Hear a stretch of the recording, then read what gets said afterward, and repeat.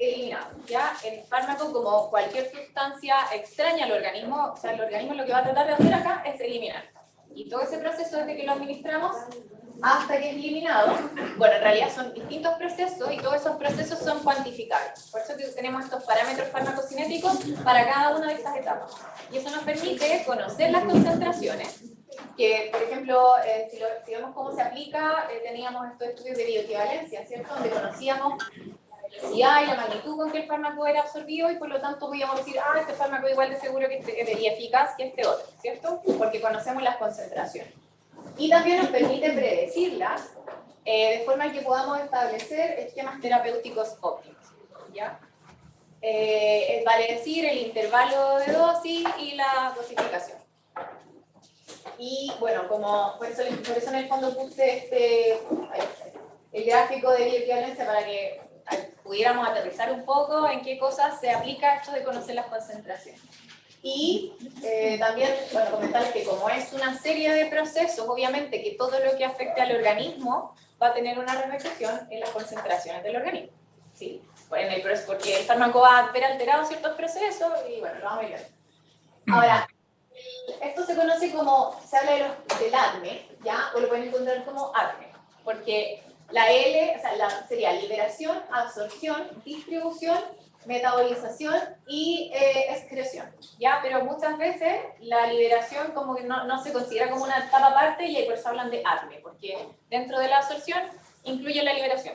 Ya no, aquí no se caliente la cabeza con que sí incluye los dos juntos, separados, yo los voy a ver separados, pero muchas veces lo pueden encontrar así como ADME y está bien, ¿ya?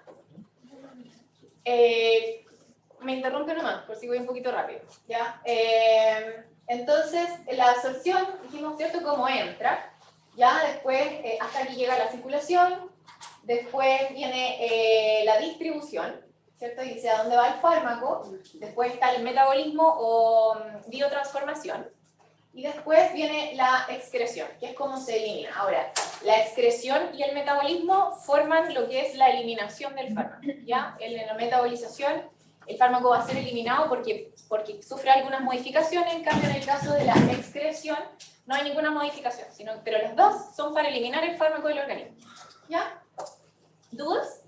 ¿Puedo repetir el último que dijo? ¿Excreción y cuál más? Sí, lo van a ver igual en la clase de eliminación, pero en el fondo el metabolismo o biotransformación más la excreción hacen la eliminación del fármaco, ¿ya? Porque en el fondo tenemos primero la absorción para que llegue, esté disponible en la sangre, después este fármaco se tiene que distribuir porque no nos sirve nada de que el fármaco esté en la sangre, sino que nosotros lo queremos donde tenga un efecto, en el sitio de acción, ¿ya? Y después, como era una sustancia extraña, el cuerpo lo va a tratar de eliminar.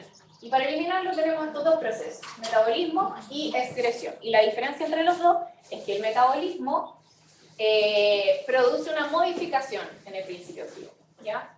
En cambio, la excreción, que es por ejemplo la excreción renal, digamos, donde podría pasar el fármaco, el principio activo tal cual, por la orina, para ser eliminado. Esa es la diferencia entre los dos. Pero eso lo van a ver. Hoy día solamente vamos a ver, lo van a ver después. Vamos a ver liberación, absorción y distribución. Eso es lo de hoy.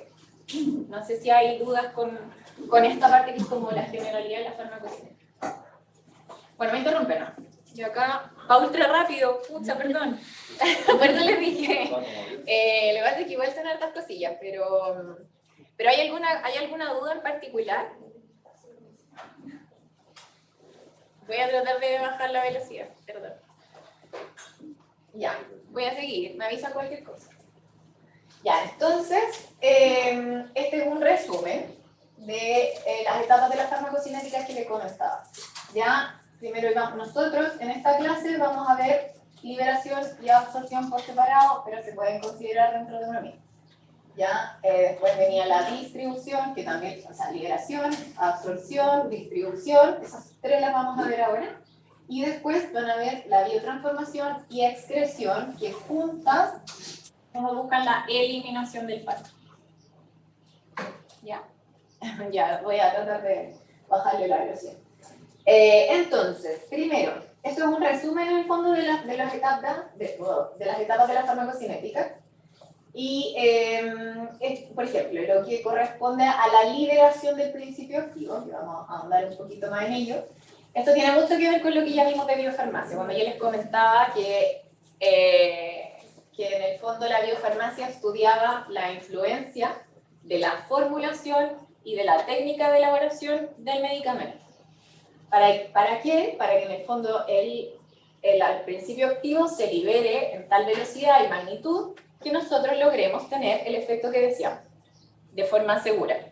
¿Ya? Entonces, esto tiene que ver con eso que vimos de la importancia de los excipientes, de todo lo que acompañaba de la forma farmacéutica, etc. Todo eso tiene que ver con la liberación. ¿Ya? Entonces, ¿qué es la liberación?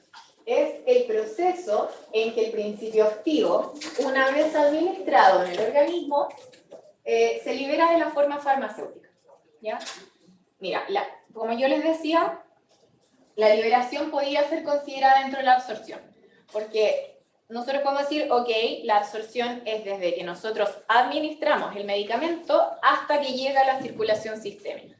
Eso sería, por ejemplo, el proceso de absorción. Y por eso nosotros podríamos subdividirlo en esta liberación, que es desde que lo administramos hasta que el principio activo se libera de todo esto que lo acompaña, de los excipientes, de la forma, etc. Y después podríamos decir que la absorción es desde que se liberó de todo esto hasta que se encuentra en la sangre. Pero por eso les digo que en efectos prácticos como que nadie le va a preguntar, oye, ¿dónde empieza uno y termina el otro? ¿Ya? Pero en el fondo la liberación... ¿Alguien me parece que hablar? ¿No? La liberación va a ser cuando el principio activo valga la redundancia, se libere de toda esta forma farmacéutica, de todo lo que le acompaña. ¿Ya? Y lo que yo les comentaba, por eso la biofarmacia tiene que tener en cuenta ciertas características del fármaco, ¿cierto? Del principio activo, como es la solubilidad. Por ejemplo, no sé si lo leyeron por ahí, pero los ácidos débiles tienden a disolverse mejor en medios alcalinos, las bases débiles tienden a disolverse mejor en medios ácidos, ¿ya? Entonces depende un poco de eso. Si el fármaco es más liposoluble, va a atravesar más fácil la membrana que aquellos que sean hidrosolubles, que por ejemplo se van a poder excretar más rápido y se van a concentrar más en medios líquidos, ¿ya? Entonces la biofarmacia tiene que considerar eso, ¿ya? Tiene que considerar también, y en el fondo, según eso se determina el tamaño de la partícula, ¿ya? Por ejemplo, cuando las partículas están micronizadas o ultramicronizadas, se aumenta la superficie de absorción y el medicamento va a ser absorbido más rápido, ¿ya? Entonces, cuando uno produce este medicamento, uno tiene que considerar las características del principio activo y agregarle todo esto excipiente y forma farmacéutica y la técnica de elaboración, considerando estos principios, o sea, estas particularidades del principio activo, para que yo pueda tener el medicamento, o sea, para que el fármaco se absorba en la velocidad y concentración que sea segura para el paciente y que tengamos el efecto deseado. ¿Se entiende? ¿Sí? ¿Por acá también? Por ejemplo, ¿qué pasa por ejemplo, si yo tengo también había un ejemplo por ahí en los apuntes, pero, por ejemplo, el tamaño de la partícula. Si yo tengo un tamaño de partícula más pequeño, se puede absorber más rápido. ¿Y qué pasa si en un paciente un principio activo se me absorbiera demasiado rápido? ¿Qué puede pasar? Acordémonos de esta curva. Aquí, ya tenemos el tiempo, tenemos la concentración plasmática del fármaco, que pueden decir que la concentración plasmática es lo que nosotros vamos a usar siempre de referencia. Y bueno, y aquí dijimos que esto, no sé si se acuerdan, pero correspondía a la etapa de absorción y por eso era distinto del caso de una formulación intravenosa que partía desde acá porque no había absorción. Yo sé que eso lo vimos. La duración del fármaco es menor y no se genera el efecto deseado. O sea, más que la duración en el plasma, no, pero... ¿Sobredosis? ¿Puede decir? Ya, claro, es que en el caso de que el fármaco se absorba muy rápido, podría pasar que... Porque estos procesos... Ay, estamos buscando que sí. estos procesos se dan un poco en paralelo, nosotros nos vamos a ver separados, pero en el fondo no es como que mientras el fármaco se está absorbiendo, primero se absorbe todo y después se empieza a distribuir, pasa un poco como en paralelo, o sea, va a haber una parte que se absorbió y va a empezar a distribuirse cuando todavía haya fármaco absorbiéndose, ¿sí? Entonces, podría pasar que si se absorbe demasiado rápido la cantidad de la dosis que nosotros estamos administrando, efectivamente, pues esto podría pasarse de la concentración mínima tóxica y el paciente se podría intoxicar, ¿cierto? Si hubiese ahí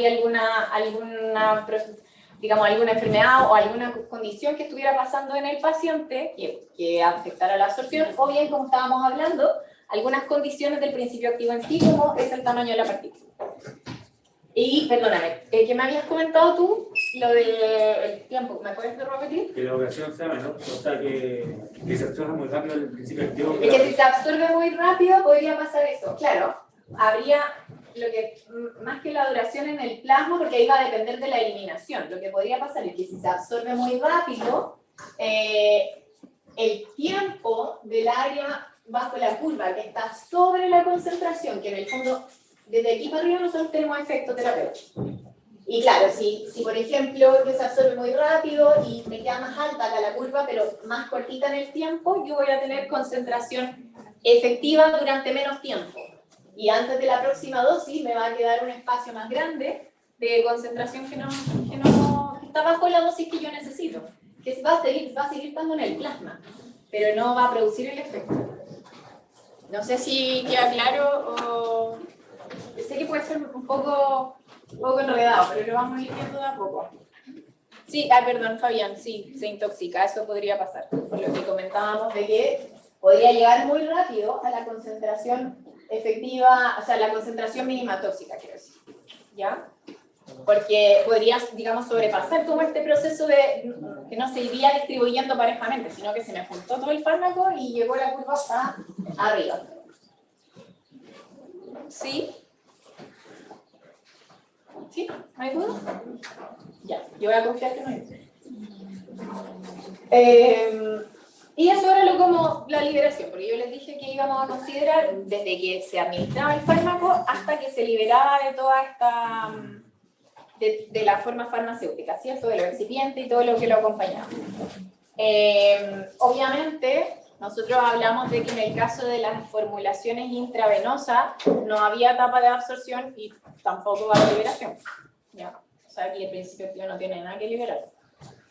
Y entonces vamos a seguir con lo que es absorción, ¿cierto? Vamos a ver, bueno, la absorción sabemos que es el proceso desde que es administrado, desde que se libera, si consideramos la liberación, hasta que el fármaco, el principio activo, llegue a circulación sistémica. La liberación y la absorción me aseguran a mí, o sea, son los procesos encargados de que el fármaco esté disponible en el plasma. Hasta ahí. ¿Ya? Por eso que es como que se relaciona mucho con la concentración que hay en el plasma, la circulación sistémica. Vamos a ver qué factores pueden alterar la absorción, ¿ya? La especie del animal, el sitio de administración, si se da con alimento, ya vamos a ver lo que es el metabolismo de primer paso, etc. Y tenemos los parámetros de absorción. Yo les comenté que estos procesos eran cuantificables, ¿ya? Y eso lo hacemos a través de algunos parámetros farmacocinéticos que son los que nos van a permitir cuantificar y predecir qué va a pasar con el fármaco en el organismo. Entonces, la absorción es el proceso farmacocinético que ocurre desde que el principio activo es liberado de la forma, ¿cierto? Hasta que alcanza la circulación sistémica. Aquí en el gráfico, nosotros aquí no está dividido en liberación y absorción, ¿ya? Pero podríamos decir que desde que se empieza a absorber, porque se liberó del principio de la forma farmacéutica, empieza la absorción. Pero en el fondo, todo lo que es absorción, vemos la liberación, va a estar representado por esta parte de la curva. Ustedes ya vieron, nosotros ya vimos este gráfico en biofarmacia, porque por lo menos lo vimos para comprender un poquito la biodisponibilidad y los estudios de biovalencia, ¿cierto? Y bueno, ¿cuáles son los parámetros asociados a la fase de absorción tenemos el área bajo la curva, el tiempo máximo, la concentración máxima, ¿y qué es la F? Yo no lo presenté como F, pero lo vimos y bueno, los apuntes seguramente sí lo encontraron como F. ¿No? Igual no importa, pero... Bueno, la F, así se representa la biodisponibilidad. ¿Ya?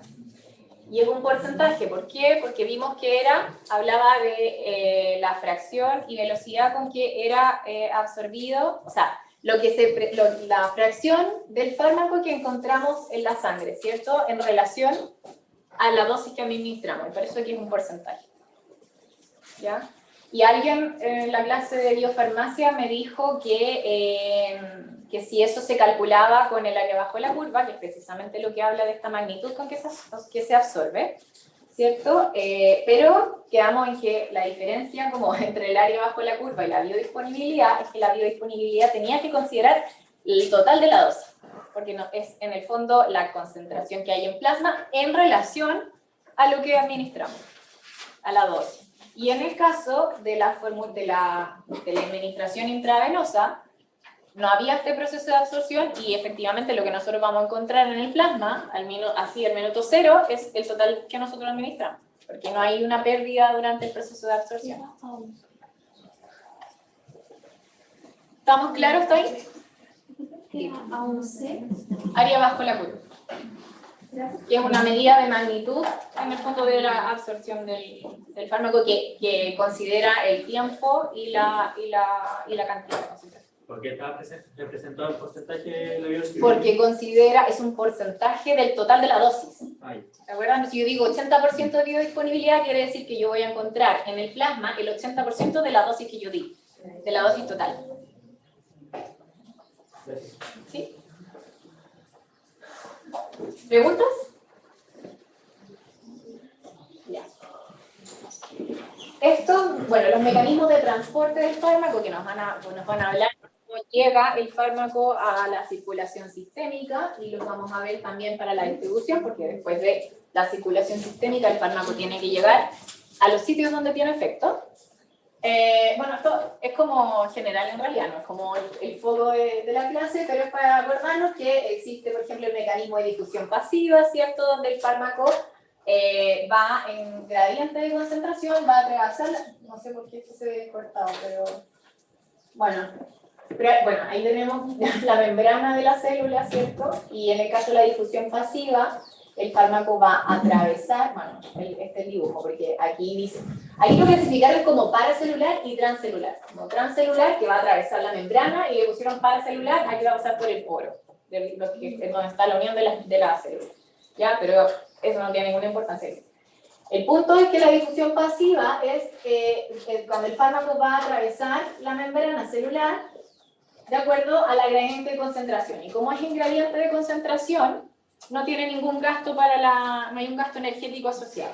Y bueno, es específico, pero se va a dar obviamente en moléculas que sean más pequeñitas, ¿cierto? Y liposolubles, es decir, que pueden atravesar la membrana sin problema y no necesitan ayuda. En el caso de la difusión facilitada, ya que vamos a... Bueno, también va a atravesar la membrana celular, se supone que, aquí no se ve, pero que era este modo. Y bueno, es en gradiente de concentración, por lo tanto tampoco necesita energía, pero como está mediado por algunos canales y proteínas, puede pasar que el sistema se sature a veces, ¿ya? Y que por lo tanto tengo mucha concentración de fármaco y el proceso se va a enlentecer, digamos, un poco el proceso de absorción porque los canales van a estar colapsados, ¿ya? Ahí depende un poco de la concentración de fármaco que no pasa en los que no necesitan de ninguna ayuda para ingresar a la célula.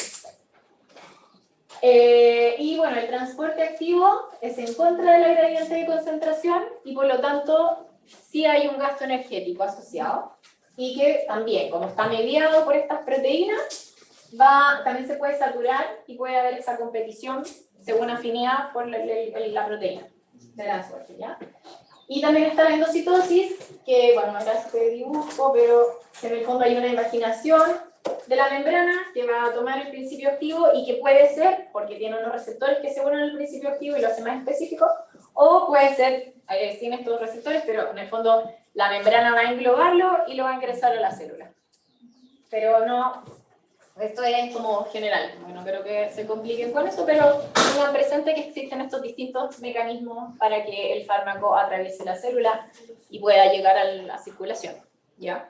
Cuando no es administrado intravenoso. Ya, ¿qué factores afectan la absorción? Algo, bueno, por ejemplo, en la parte de liberación del principio activo, nosotros hablamos de este tamaño de la partícula. Esto se ve pésimo, parece que voy a tener que descargarlo. Este gráfico no era así, claramente. Está dado vuelta, está de lado, ¿ya?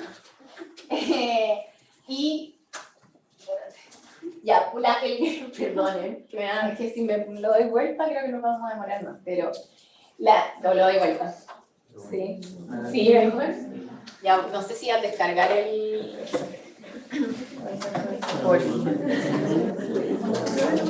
Sí, que no. Sí, yo vuelta ahí, pero mi equipo estaba...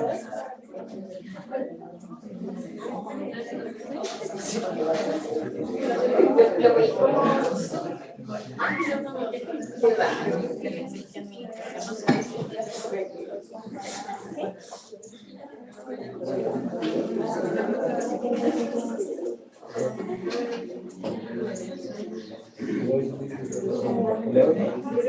no lo tengo así. Ahí está descargado. ¿O lo agregas? Bueno, gracias. Ya, ahí. Entonces, vimos que el tamaño de la partícula afectaba la velocidad de la liberación, ¿cierto? Y por lo tanto la velocidad, o sea, la velocidad de la absorción, que tiene que ver con la liberación del principio activo. En este caso, en este gráfico, es el mismo principio activo, pero varía el tamaño de la partícula, con la que así se procesó de manera distinta para que tuviera distinto tamaño. Por eso que es grisio-fulmina, que es un antimicótico, ya aquí está ultramicronizado, con dos tamaños diferentes, y acá está micronizado. Y por ejemplo, el micronizado, que va a ser más grande que el ultramicronizado, se va a absorber más lento que es el más pequeñito, que es el rojo. El tamaño de la partícula más pequeño se absorbe más rápido. Por eso que ahí el compañero decía que si se absorbe más rápido, podría pasar, si es que aquí, el pulso, si es que aquí estuviera la concentración mínima tóxica, al absorberse más rápido podría pasar que sobrepasa y que el paciente podría intoxicar. ¿Ya? Entonces ahí hay un... Digamos, ahora, estas cosas obviamente la biofarmacia las tienen consideradas, no es como que no sabemos si el paciente se va a intoxicar o no, sino que por eso a lo mejor se podría no usar este tamaño de partícula y quizás estos dos serían más seguros, por ejemplo. Siempre y cuando también sobrepase la concentración mínima efectiva. O sea, yo tengo que asegurarme de que el fármaco esté en este rango, en esta ventana terapéutica. ¿Ya? Y bueno, también lo que vamos a ver es que también hay factores del paciente que podrían afectar este proceso de absorción y también podría pasar esto, donde la curva sobrepasa la concentración mínima tóxica y no por el tamaño de partículas solamente, sino que también puede ser por algo del paciente, una condición. ¿Ya? ¿Qué otra cosa? La solubilidad del principio activo. Ya, esto, no sé si lo vieron la clase pasada, me parece, esto del equilibrio. No, porque la clase pasada vimos recetas, ¿cierto? Ya. Bueno, ustedes todas las cosas las vieron hace menos tiempo que yo aquí, ¿verdad? Pero, bueno, los ácidos y las bases, están los ácidos débiles y las bases débiles. Yo no sé si se acuerdan de eso, y también teníamos los ácidos fuertes y las bases fuertes, y los que son fuertes se supone que en solución acuosa que se encuentran completamente disociados. O sea, en vez de estar de esta forma, van a estar así, ¿ya? Completamente disociados. Pero, eso sí, estos compuestos fuertes, digamos, la mayoría de los fármacos no son de este tipo, sino que corresponden a bases débiles y ácidos débiles. Entonces, se pueden encontrar en este equilibrio, ¿cierto? O más cargado hacia un lado o el otro, dependiendo del medio donde se encuentren.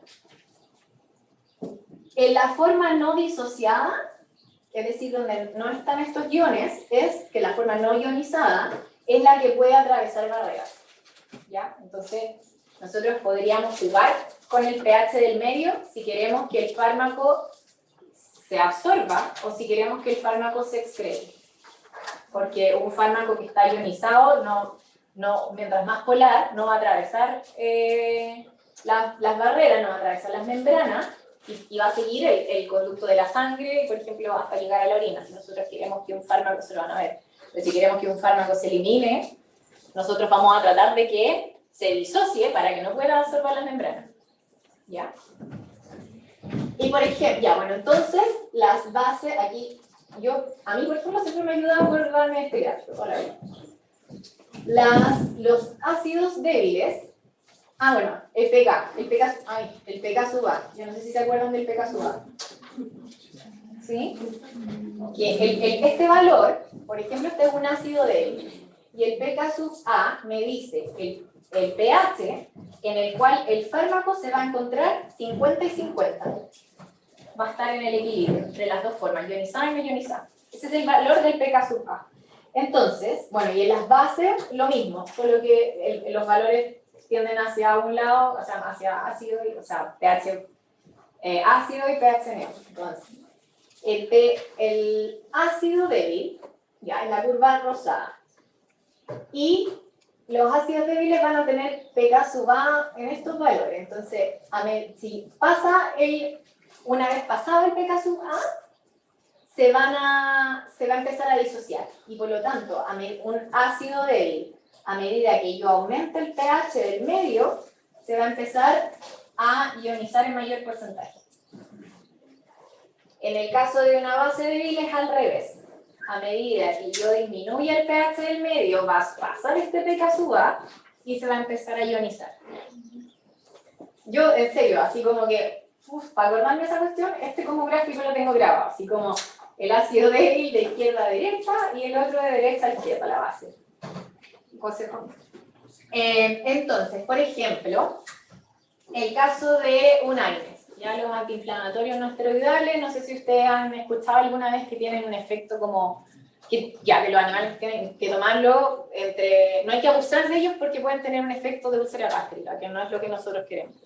¿Ya? Entonces está así como, lo vieron en la clase pasada, me acuerdo que la profe dijo así como, que no se pase, no me acuerdo cuál fue el que recetó, pero que no se lo administren más de 5 días, porque si no puede provocarle úlcera gástrica al paciente.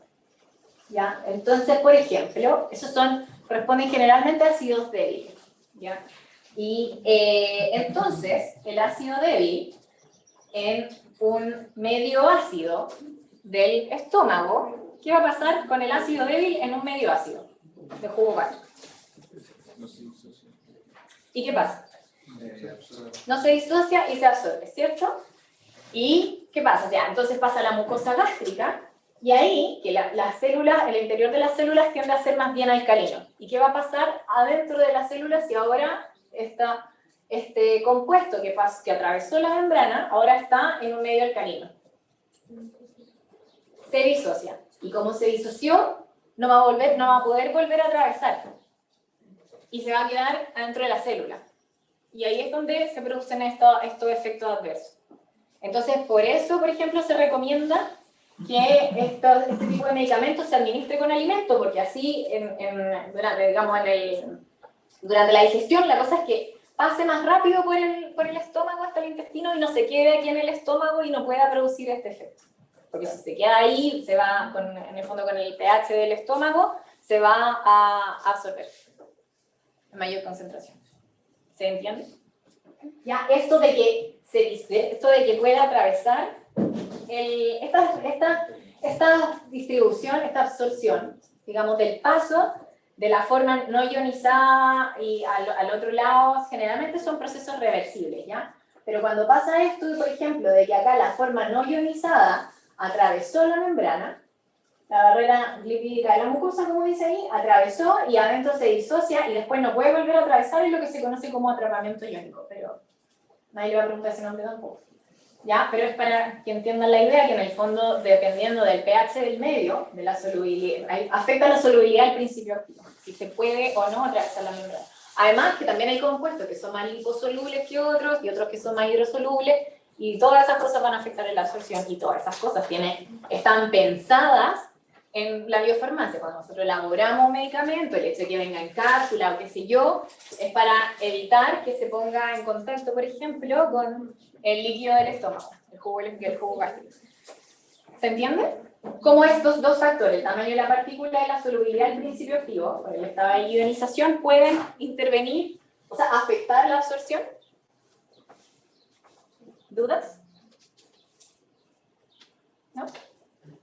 Claro, se puede creer. La liberación del principio activo también, bueno, depende de la forma farmacéutica. Nosotros lo vimos, bueno, las vías de administración las van a ver como en 2 clases más, me parece, con el doctor Madaleno, pero sí, este gráfico yo se lo había mostrado en la rápida y nuevamente de contarles que dependiendo de la vía de administración y de la forma farmacéutica, van a tener distintos perfiles, ¿cierto? Se afecta en el fondo el proceso de absorción, son diferentes.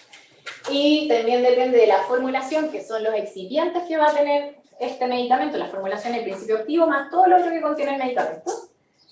Y bueno, la técnica de elaboración. ¿Ya? Esto aquí, este gráfico de biodisponibilidad, que es lo que vimos, nosotros lo robé ahí, en la clase pasada, pero es solo para ejemplificar que en el fondo la formulación, la diferencia de los excipientes, era lo que nosotros nos obligaba a hacer un estudio de bioequivalencia para saber si yo iba a tener el mismo efecto terapéutico. Porque el excipiente puede ser la diferencia y por lo tanto podrían tener distintos perfiles y uno podría ser seguro para el paciente y el otro no. Uno podría tener efecto en el paciente y el otro no. ¿Sí?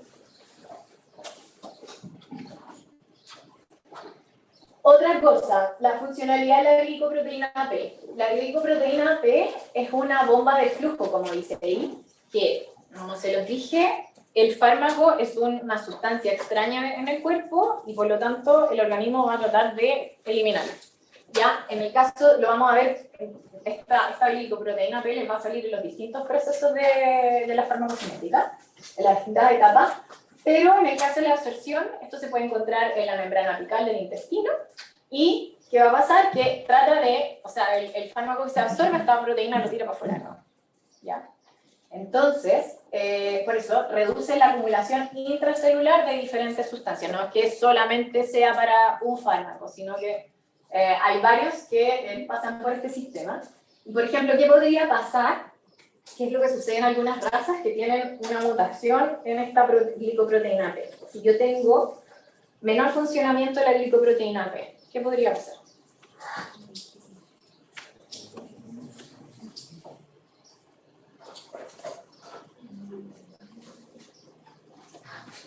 ¿Aumenta o disminuye la absorción? Aumenta, ¿cierto? Y entonces, porque esta glicoproteína P no va a poder eliminar este fármaco y voy a tener mayor concentración del fármaco en circulación. ¿Y qué puede pasar si esta absorción aumenta? Hay mayor metabolización. Pero antes de eso. No, o sea, se absorbió más, porque no hubo nada que lo botara. ¿Y qué pasa si se absorbe más de lo que yo tengo pensado que se absorba? En un paciente normal, pero tengo este paciente donde se me absorbió más. ¿Qué puede pasar? ¿Le voy a dar una sobredosis a Una- la paciente? Lo mismo que pasaba cuando vimos lo del tamaño de partícula. ¿Sabes? Que si se absorbe más, podría pasar de la concentración mínima tóxica y yo ver un paciente intoxicado. ¿Sí? Es lo que pasa con por ejemplo, los coli con la ivermectina. No sé si alguna vez lo escucharon, pero que a lo mejor la ivermectina ya no se usa tanto, pero es lo que pasaba con estos perros dolicocéfalos que pueden tener esta mutación. Entonces la ivermectina, como lo vamos a ver, que esta glicoproteína P aparece después en la distribución y todo, se veía afectado en el fondo la farmacocinética de estos medicamentos que se unen a esta proteína, que pasan por esta proteína. Y en el caso de la absorción, estos perros van a absorber más ivermectina que perros que tienen una funcionalidad normal de la glicoproteína. ¿Ya? Esa es como la primera etapa de por qué podrían intoxicarse, y así lo vamos a ver en la distintas etapas. Y otro factor que afecta la absorción es el metabolismo de primer paso. ¿Ya? El metabolismo de primer paso, como dice ahí, es la primera biotransformación de los fármacos absorbidos en el intestino y transportados al hígado, antes de pasar por la circulación, de pasar a la circulación sistémica. ¿En qué vía de administración se da? En la vía oral y en la rectal en parte. Porque es media errática la absorción por vía rectal, porque hay una parte que va a pasar por este mismo proceso y hay otra parte que se va a absorber a la vena acá y se salta este proceso y no pasa nada. Pero por eso como que es más difícil predecir la concentración. Pero el resto de las vías no pasa por esta... No es absorbido en el duodeno y por lo tanto no pasa, que no tiene esta primera pasada por el hígado.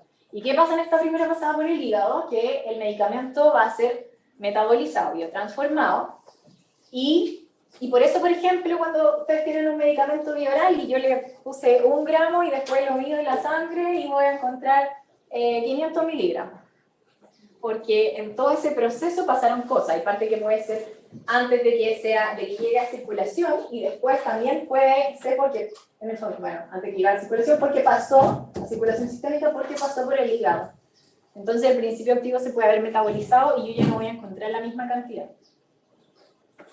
Por eso se llama metabolismo de primer paso, ¿ya? Que es antes de que llegue a circulación sistémica, los que son por vía oral, tienen que pasar por acá, por el hígado, y disminuiría la biodisponibilidad, que no pasa por otras vías. Por eso es que, por ejemplo, el sublingual es más rápido.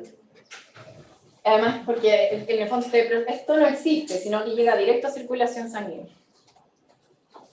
¿Ya? No sé si... bueno, ¿qué pasaría en un paciente que tiene una insuficiencia hepática crónica y disminuye la función hepática?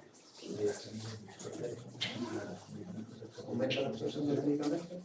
¿Cierto? O sea, más que aumentar la absorción del medicamento, porque va a ser la misma cantidad va a ser absorbida en el duodeno, pero va a pasar por el hígado, pero aquí el hígado no va a cumplir su función, entonces vamos a tener más biodisponibilidad, ¿cierto? Y de nuevo puede pasar lo mismo, que el paciente se intoxique, porque tenemos más de lo que esperábamos tener en la sangre. Y la concentración, esta curva, podría pasar la concentración mínima tóxica.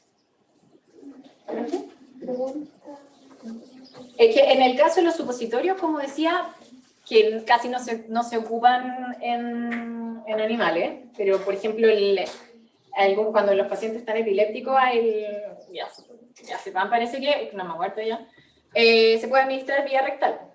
Porque en un paciente epiléptico, por ejemplo, no le va a estar dando un medicamento oral. Entonces, o sea, inyectable, perdón. Y es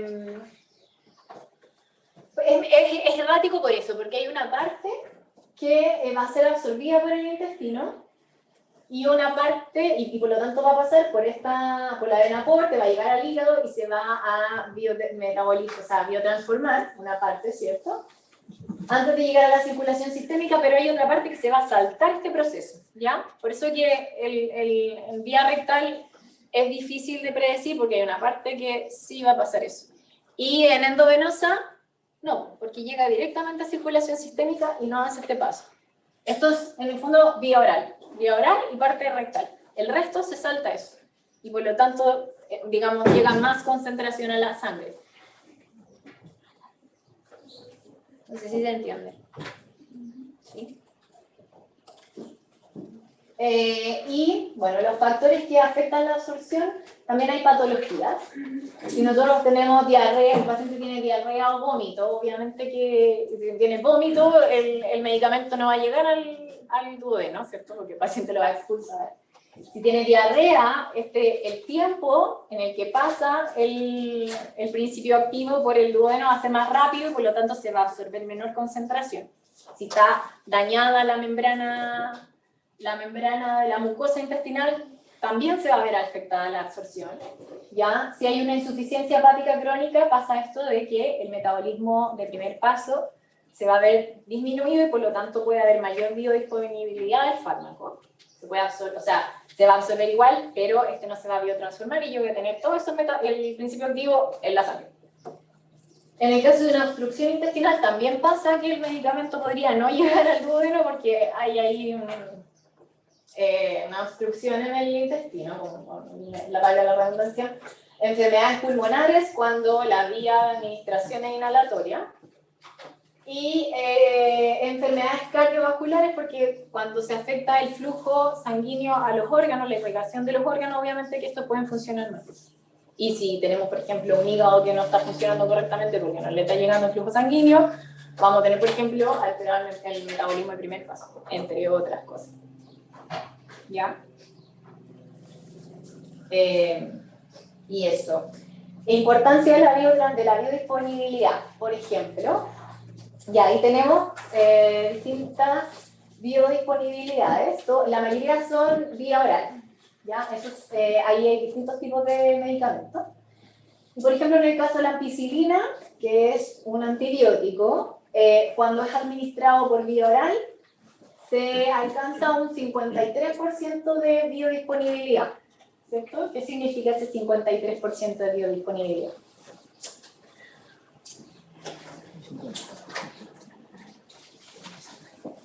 ¿Y entra el 53% del principio activo contenido en el fármaco? ¿A dónde? A la circulación. Claro, yo puedo encontrar, de todo lo que administré, puedo encontrar el 53% de esa dosis en circulación. ¿Cierto? Y cuando es intramuscular, voy a encontrar el 85% de lo que administré. ¿Ya? ¿Por qué? Por ejemplo, podríamos decir que ¿por qué? Porque el intramuscular no pasa por este metabolismo de primer paso. Ya aquí pueden afectar otros factores de esto de que hablábamos de la formulación, etcétera, excipiente, un montón de cosas, pero si nos concentramos en esto, la biodisponibilidad y por ejemplo, lo que les acabo de explicar, obviamente yo espero que los que son administrados por vía oral alcancen menor biodisponibilidad porque tienen que pasar por varias cosas, incluyendo el metabolismo de primer paso. Ya, y por ejemplo, ¿en cuál de estos dos, sigamos con la ampicilina, en cuál de estas dos formulaciones, de estos dos, puedo tener una diarrea por alteración de la flora intestinal? Se llama disbiosis, pero una alteración, ¿en cuál yo espero? Podría imaginar que voy a tener este efecto secundario por alteración de la flora. ¿En la vía oral? ¿Por qué? Está bien, no sé quién lo dijo, pero está bien. Porque, o sea, el fármaco puede llegar al intestino, pero eso igual va... O sea, claro, aquí hay una parte que se puede haber metabolizado, ¿cierto? En este metabolismo de primer paso, pero también hay una parte que se quedó en el intestino, ¿cierto? Porque no todo lo que pasa por ahí va a llegar, no todo va a ser absorbido. También se considera que hay una pérdida, ¿ya? Entonces, claro, como se quedó esta parte, algo de principio activo, es probable que se afecten las bacterias que tenemos en el intestino. Ahora, si yo, por ejemplo, quiero tratar una infección intestinal, obviamente que por la misma razón sería como la vía más adecuada, ¿cierto? Porque voy a tenerla en el sitio donde yo quiero tratar la infección. Y bueno, por ejemplo, ahí podemos ver la gentamicina, por ejemplo, que es otro antibiótico, la cloxacilina, por ejemplo, en el caso de la cloxacilina igual tiene una alta biodisponibilidad, y sobre todo en comparación, por ejemplo, a la gentamicina que tiene un 0,2% vía oral. Entonces, obviamente, que si yo, por ejemplo, quisiera tratar una infección sistémica, digamos una bacteremia, la bacteria en la sangre, yo no voy a administrar gentamicina vía oral si voy a tener un 0,2% de la dosis, ¿cierto? No voy a alcanzar la concentración mínima efectiva. Entonces, todo esto de la vía, de la formulación, hay que considerar las características propias del fármaco.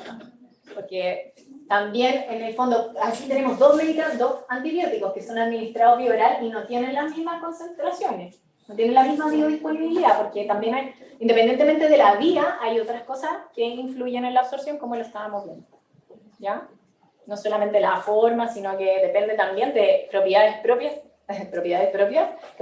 propias del principio activo. Perdón, Fabián, no caché que administración vía oral. Sí, no, yo creo que era la respuesta a la pregunta que hice. Sí, estaba bien. Eso. Y pasamos a la distribución. Así que eso lo dejamos para la vuelta al recreo. ¿Preguntas con la absorción y la liberación? Dime.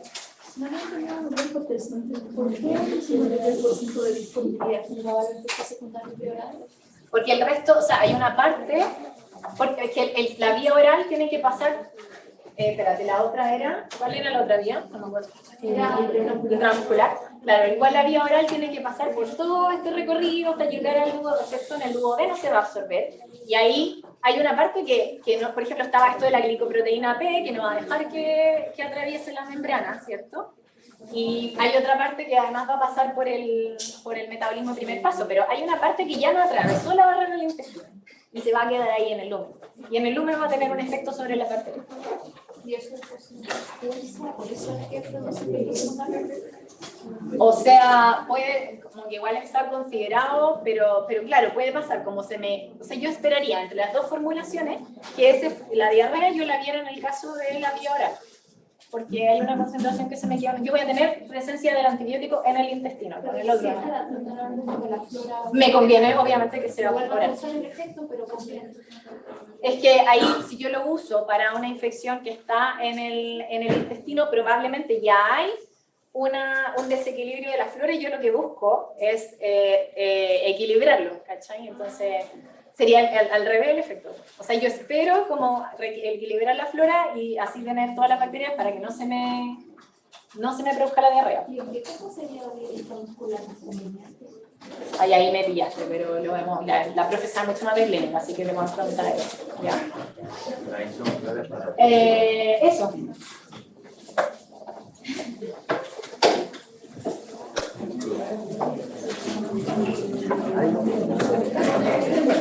¿Cuántos son? ¿15? ¿15 minutos? 15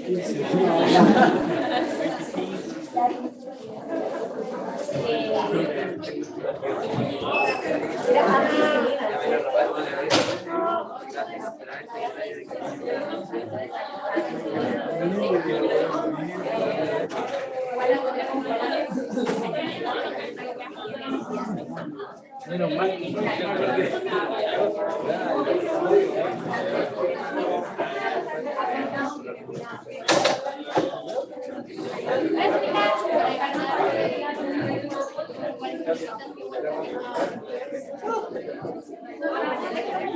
Hola, ¿cómo andamos?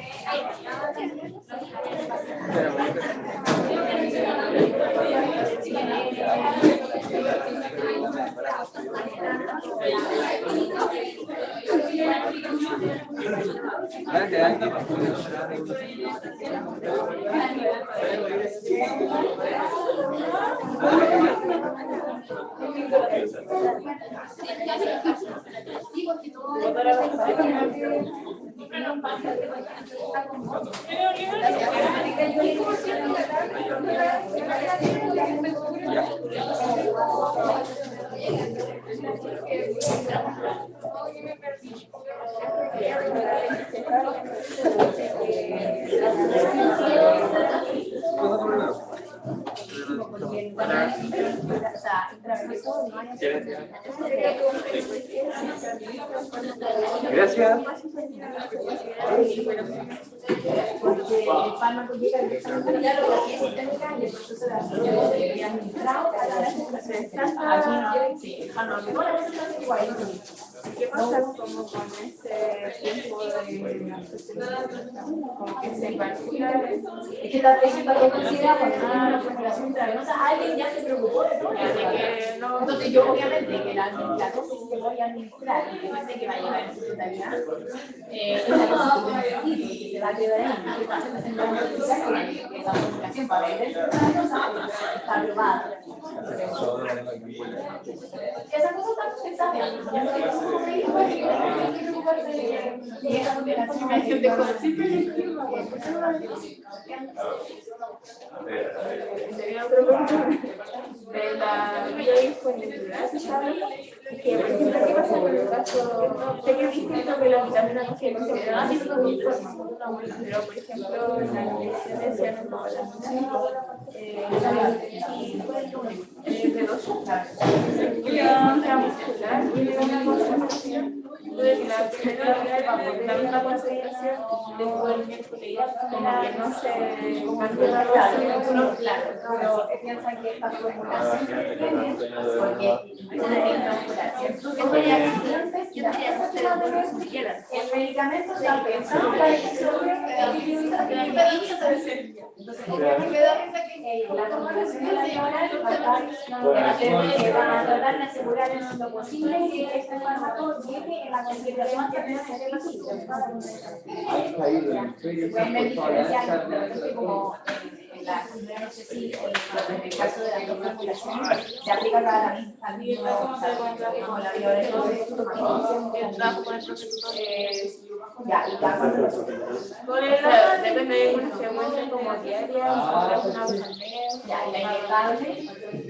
La inyectable puede ser como cada 3 meses, porque probablemente la absorción es muy lenta. Entonces, tú vas a tener una cosa de la mano, pero va a tirar otra cosa de la mano, y si tú tienes la curva, la absorción va a ser más lenta y se va a mantener y la diancico lo recuerdo. Entonces, por eso o sea, la formulación la pensada para transmuscular está pensando en esta dosis que sirva distinto de absorción, pero también como tú vas a tomar más seguido, también de cierta forma te vas a asegurar que la concentración esté dentro de esta porque cambia de caso, obviamente el pase de el intervalo o sea, igual yo voy a aprender. a ver, espérate. Veamos Que como que se calcula ese tiempo. Sí, alguien tiene que morir. Eso es porque Profe, le puse un Sí, pero sí que los pegas somadas no han sido no, el Pegaso es lo que se pone. Ah, sí, bueno. Ahora no paso. Dime. Soy súper a partir de la disociación del ácido de la... O sea, lo que pasa es que los valores de Pegaso en los ácidos tienden a estar en un valor de pH ácido. Y el de los básicos, que estaban a la derecha del gráfico,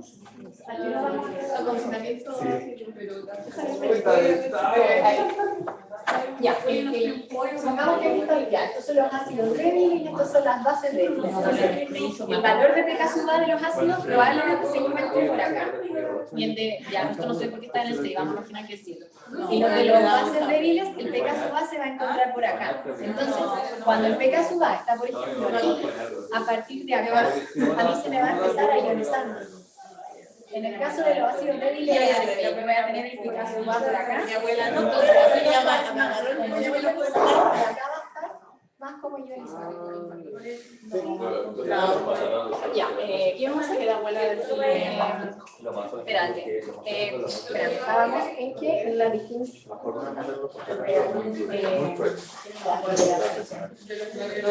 Nunca he tenido que ver el otro de la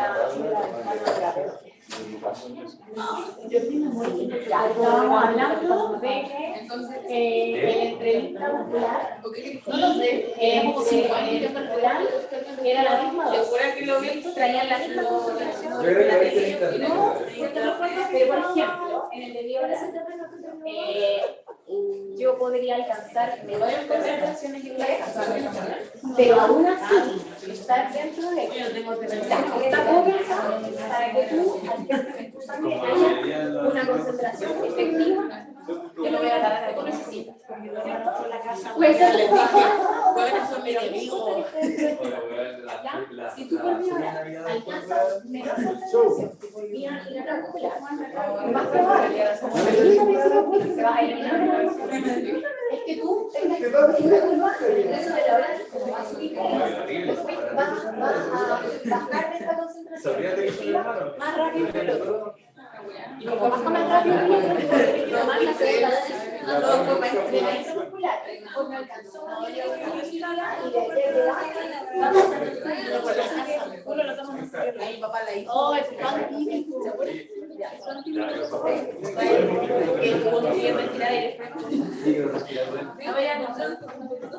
¿Ah? No. Me comí la barra protectora ya. Pero era de fotosíntesis. Eso es muy bueno. Eres superior. Me va a salir con la florcita, pero está diciendo otra vez. Te vas a volver una No planta. quería compartir. El combustible su cuerpo para después es un yo por tener que ir me hizo ir a la clase para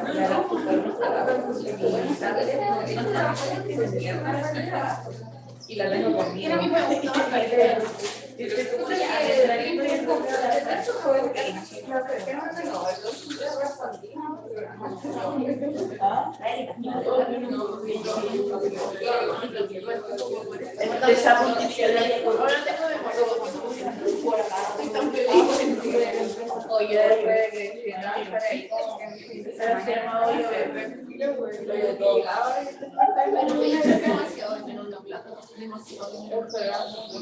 Que creo que estoy trabajando desde los 17 años, así que constantemente con la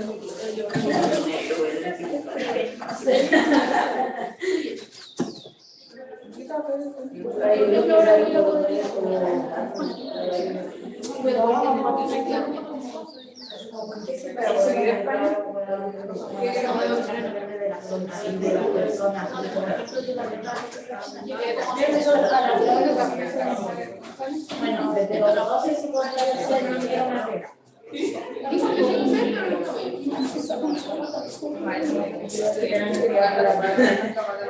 la cosa es que tienen que pagar completo porque la unidad es nueva. Yo tengo que irme a subir y si tú plata primero te hacen una segunda yo le dije, ven tú entonces. una semana y no te dejan pasar.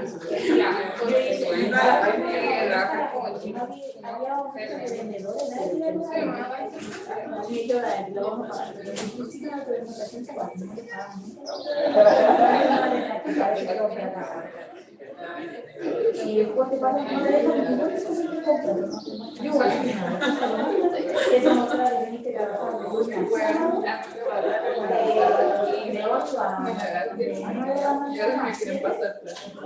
Y solo si me quiero mirar, no puedo porque no pero no, yo digo esa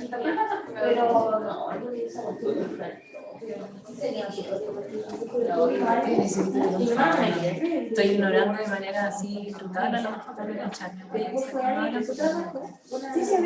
Es que alguien dijo y no caché la época de movilidad de la gentamicina al hacer lo vía oral. No me acuerdo de haberlo. eso fue que se Sí, sí, claro, sí, es que por eso me da, como que se me olvida mirar la pantalla, entonces sí. no puedo trabajar Hace visita. No, pero en serio, recuerdo que ofrecí usarlo cuando ya fue.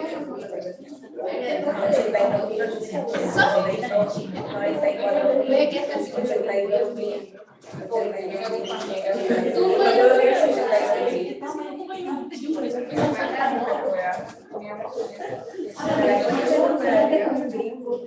Sí, por eso me dice.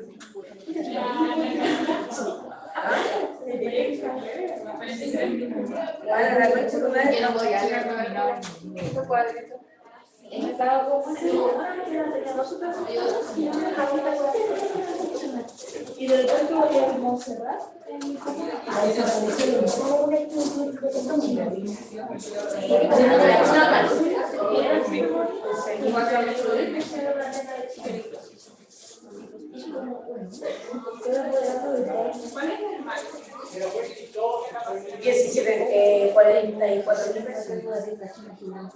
A mí me alcanzó a tomar 17.000.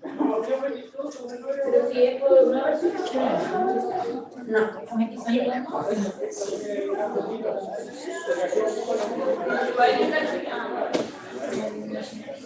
Ay, dale, ya. No sé cuánto Ah, ya. En su colegio, o sea, lo que es un colegio súper viejo, porque tenemos y todos los medios hacen prácticas en adultos mayores, de madera y cosas así. Ya, voy a hacer. Y me hizo la cosa y me trajo de casa para la práctica. Una casa de técnico.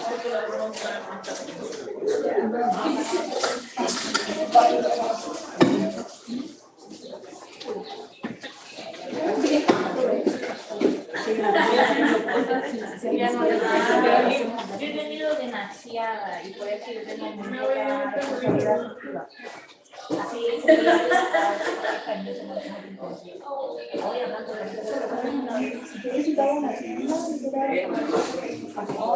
Ahí comprado manga. ¿Y qué pasó? ¿Qué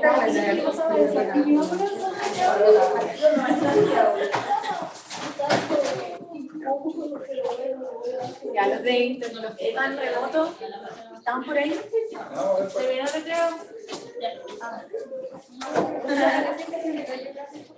Yo viví una socialización con hermanos gigantes. Parece que no, pero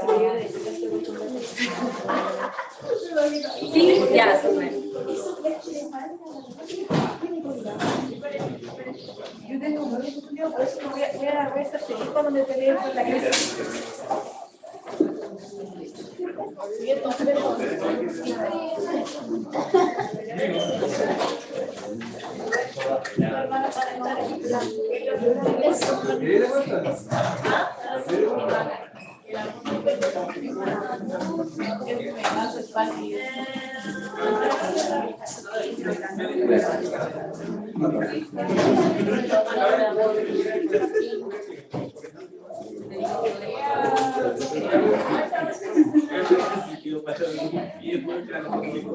Gracias.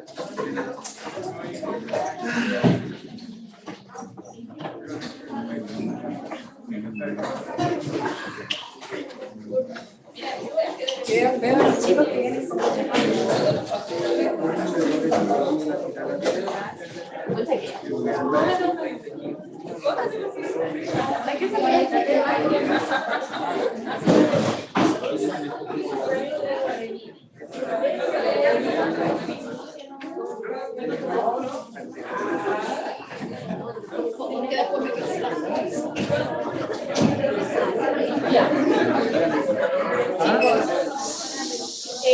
en el recreo me hicieron unas preguntas que me parece que pueden ser buenas para aclarar. ¿Puedo usar los ejemplos? Dos preguntas que me hicieron, no sé dónde está la chica que me preguntó, pero... No, yo no veo la... Bueno, lo voy a tomar. Lo que pasa es que alguien me preguntó por el caso de la vitamina B12. Y claro, me decía que las dos, la presentación intramuscular y la presentación oral tenían la misma dosis. Entonces, ¿qué pasaba si en el fondo al administrar yo intramuscular y oral se supone que yo debería tener distinta biodisponibilidad del medicamento, ¿cierto? ¿Sí? Eso vimos recién. Vía oral se supone que pasa por más procesos y por lo tanto no todo va a llegar a circulación sistémica.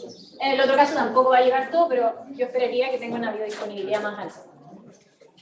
Entonces, ¿qué pasa? Entonces, porque uno podría decir, pero es que si por vía oral voy a tener menos concentración en la sangre, yo tendría que ponerle más vitamina B12 al medicamento. Pensando en que voy a tener menos biodisponibilidad. No sé si se entiende como la duda un poco. ¿Ya?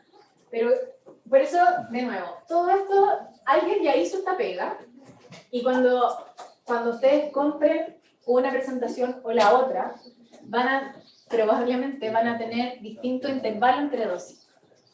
¿Ya? Entonces yo esperaría que si con la misma dosis yo sé que vía oral voy a tener una biodisponibilidad más baja, yo esperaría que esta curva, donde tengo la concentración mínima efectiva y la mínima tóxica, yo espero que esta curva a lo mejor sea más baja que la otra, ¿cierto? Porque voy a tener menos biodisponibilidad. ¿Me siguen hasta ahí? Sí. Ya. Y si tengo las dos van a estar dentro de esta ventana terapéutica, por lo tanto esas concentraciones que voy a alcanzar van a ser efectivas las dos. Pero probablemente la que es bioral y que alcanza esta menor biodisponibilidad puede que baje a la de la concentración mínima efectiva antes que la otra, y por eso la de vía oral se administraría más seguido que la que es intramuscular. Porque yo así me aseguro, con el intervalo entre dosis, que la concentración se mantenga aquí. ¿Se entendió?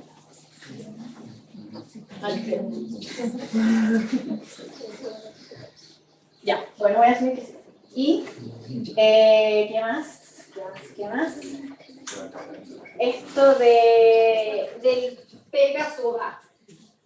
Yo no sé si quedó claro que en el fondo las bases débiles van a tender a tener un Pegasus-A en esta parte, es decir, en los medios alcalinos, y por lo tanto imaginemos que el Pegasus-A es 10, entonces de 10 hacia un pH más ácido, porque aquí si es 10 el Pegasus-A, aquí se va a encontrar 50 y 50 entre la forma ionizada y la no ionizada, y a medida que yo acidifique el medio, va a aumentar el porcentaje de ionización.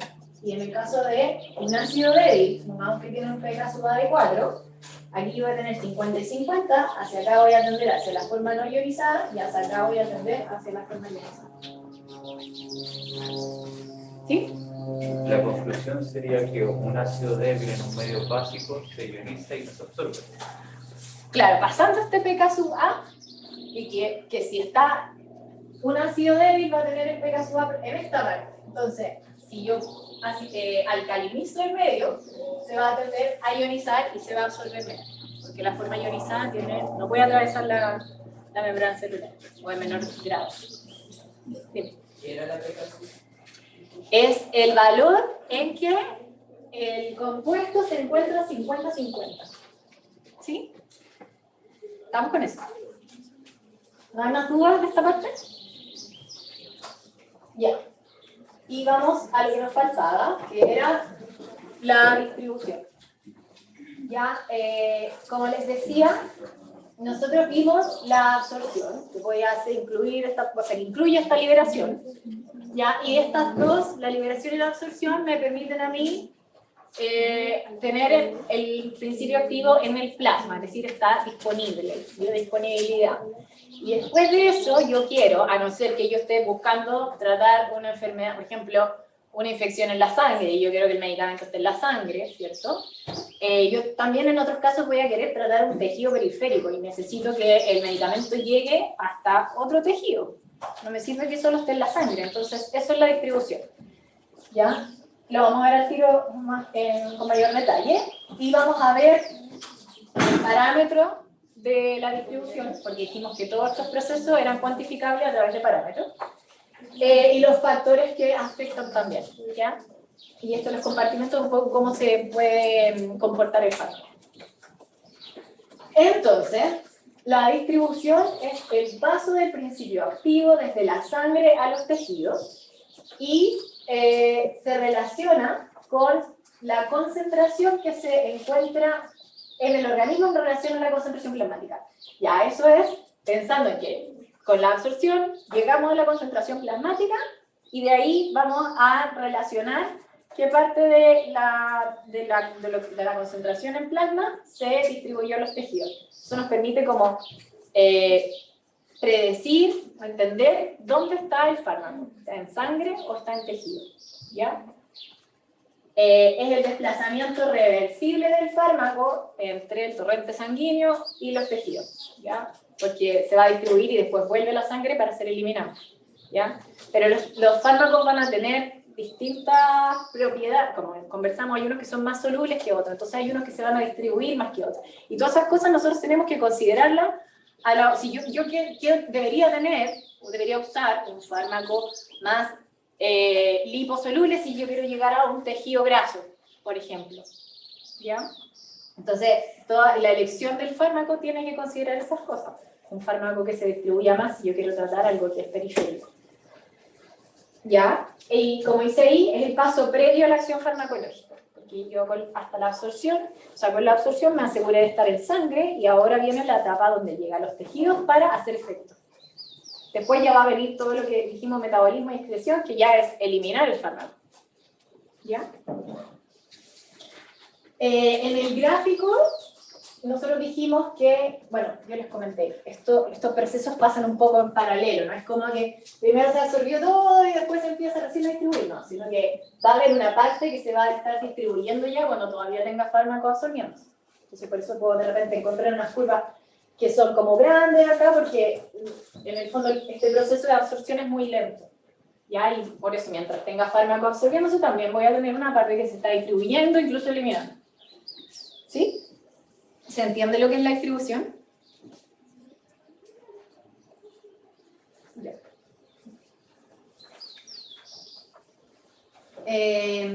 Ya, esto es como, aquí se incluyen todos estos procesos. Entonces, vamos a asumir que el cuadrado rojo es la circulación sistémica y nosotros teníamos primero la fase de absorción, que era desde que lo administramos hasta que llega a la circulación sistémica.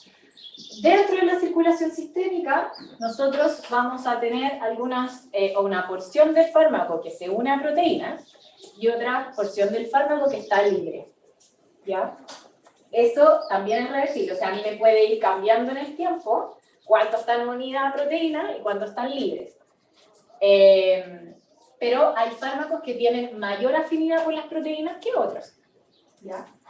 ¿Y qué pasa? Que el fármaco, la droga que está libre, es la que puede atravesar las membranas y distribuir.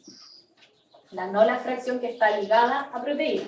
Entonces, a medida, por eso son reversibles, a medida que la porción libre, que el fármaco libre vaya atravesando y llegando a estos compartimentos, va a disminuir la concentración de droga ligada y este equilibrio se va a restablecer y hay parte de la droga ligada que ahora va a ser libre. ¿Ya? ¿Se entiende eso? Y es como lo que pasaba con las partes ionizadas y no ionizadas, que va cambiando a medida que va atravesando el fármaco. Profesor, ¿podría repetir los últimos minutos?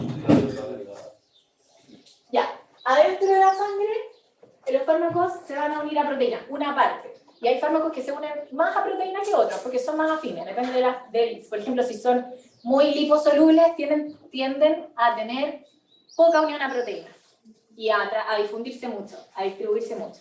Hay otros que son más hidrosolubles y tienen propiedades, están más ionizados, y esos son los que se unen a proteínas. Los que están más unidos a proteínas no pueden salir de este compartimento porque no pueden atravesar la membrana porque están con una cosa gigante pegada que es la proteína. ¿Ya? Entonces, para atravesar tienen que estar en la forma libre. ¿Ya? Y la forma libre, entonces, es la que atraviesa, y cuando atraviesa va a disminuir la concentración de esto. Entonces, parte de esto se va a ir transformando en droga libre porque hay un equilibrio entre las dos. Por eso le decía que es lo mismo que pasa con la forma ionizada, no ionizada, que se va restableciendo el equilibrio. ¿Sí? Entonces, bueno, esta droga libre va a llegar, ¿cierto? Va a distribuirse en distintos tejidos que, por ejemplo, no sé, un fármaco que yo quiero que llegue al sistema nervioso, y ese es el sitio donde ejerce la acción, va a ser más liposoluble, y por ser liposoluble, también va a llegar a grasa. O sea, a mí no me interesa que llegue a la grasa o no, pero es algo que va a pasar. Y me va a disminuir la biodisponibilidad, por ejemplo, del fármaco en el sistema nervioso, porque hay una parte como que se va a perder en el fondo dando vueltas donde a mí no me interesa. Pero es así y está considerado cuando usted administra el medicamento, todas esas cosas ya están pensadas y usted no se tiene que preocupar de eso. Entonces, la droga libre se va a distribuir entre estos reservorios y donde hace efecto. Y después va a volver acá a la circulación sistémica para ser excretado. Biotransformado o metabolizado y excretado. Les dije que esto es eliminación, y lo que acá pasaba es que para eliminarse el fármaco tiene que metabolizarse, y hay otros fármacos que no tienen que metabolizarse y pasan así nomás, se eliminan por orina generalmente. Entonces ese es como el proceso completo de la farmacocinética y lo que pasa con un fármaco en el organismo. Pregunta, da lo mismo que nos demoremos, esa parte es como importante. Y no viene tanto después, dime. No entendí bien. Perdona, escucha. No entendí bien lo de la droga libre. Es que el principio activo se une a proteínas plasmáticas dentro de la sangre. ¿Ya? los fármacos tienen distintas, a ver, y tiene una parte que está unida a las proteínas y otra parte que está libre. La parte que está libre es la que puede distribuirse, la que está unida se queda en la sangre. Hay fármacos los fármacos tienen distinta afinidad por las proteínas, entonces hay fármacos que tienen muy baja afinidad a las proteínas y esos fármacos se van a distribuir mucho más, que tienden a ser los más liposolubles, los que van a llegar más a periféricos. Los que tienen alta afinidad probablemente se queden más en la sangre. Si yo quiero tratar una bacteremia, la infección en la sangre, yo voy a elegir, bueno, o sea, ya van a saber más o menos los medicamentos, pero la idea es que yo use un antibiótico que tenga alta unión a proteínas plasmáticas y que se me quede en la sangre, que es donde yo tengo la infección, no un fármaco que se me vaya lejos. Entonces, esta proporción de cuántas están ligadas a proteína y cuánta está libre depende del fármaco y de las características que tenga del fármaco. Pero va a ir cambiando porque hay una porción que se me puede ir a otra parte y a medida que como hay un equilibrio determinado acá y cuando se me va yendo alguna droga libre, o sea, se me va yendo porción de la droga libre, se va a liberar parte de la droga ligada, porque si los fármacos se quedaran para siempre pegados con estas proteínas, no se eliminaría nunca. Entonces ahí se va convirtiendo, digamos, de esta proteína ligada, se va liberando fármaco. A medida que la disminución, o sea, que la concentración de la droga libre vaya disminuyendo, se me va a ir, estas proteínas me van a ir soltando el fármaco. ¿Sí? Ahora sí. No sé si se entendió. Dime. Entonces, cuando estamos hablando de una droga muy hidrosoluble, es una droga que se va a ligar fácilmente. O sea, esos conceptos son diferentes. O sea, está por un lado la liposolubilidad, la hidrosolubilidad, y por otro lado está la afinidad por las proteínas. Pero existe generalmente los que se unen a las proteínas son más hidrosolubles, ¿sí? Porque tienden a estar más ionizados que los otros los que son liposolubles. Por eso les digo, generalmente ustedes piensan en un fármaco hidrosoluble, es muy probable que tenga alta unión a proteínas plasmáticas y que se me quede en la circulación sistémica porque probablemente tenga más dificultad para salir que uno que es muy liposoluble y que tenga poca afinidad por las proteínas plasmáticas. Si yo quiero, por el contrario, quiero tratar algo periférico, usaría un fármaco que tenga baja unión a proteínas plasmáticas. Porque voy a tener más droga libre, y la droga libre es la que me puede atravesar las membranas y distribuirse más lejos en el organismo. Más lejos del compartimento central de la circulación. ¿Se entiende? Dígame.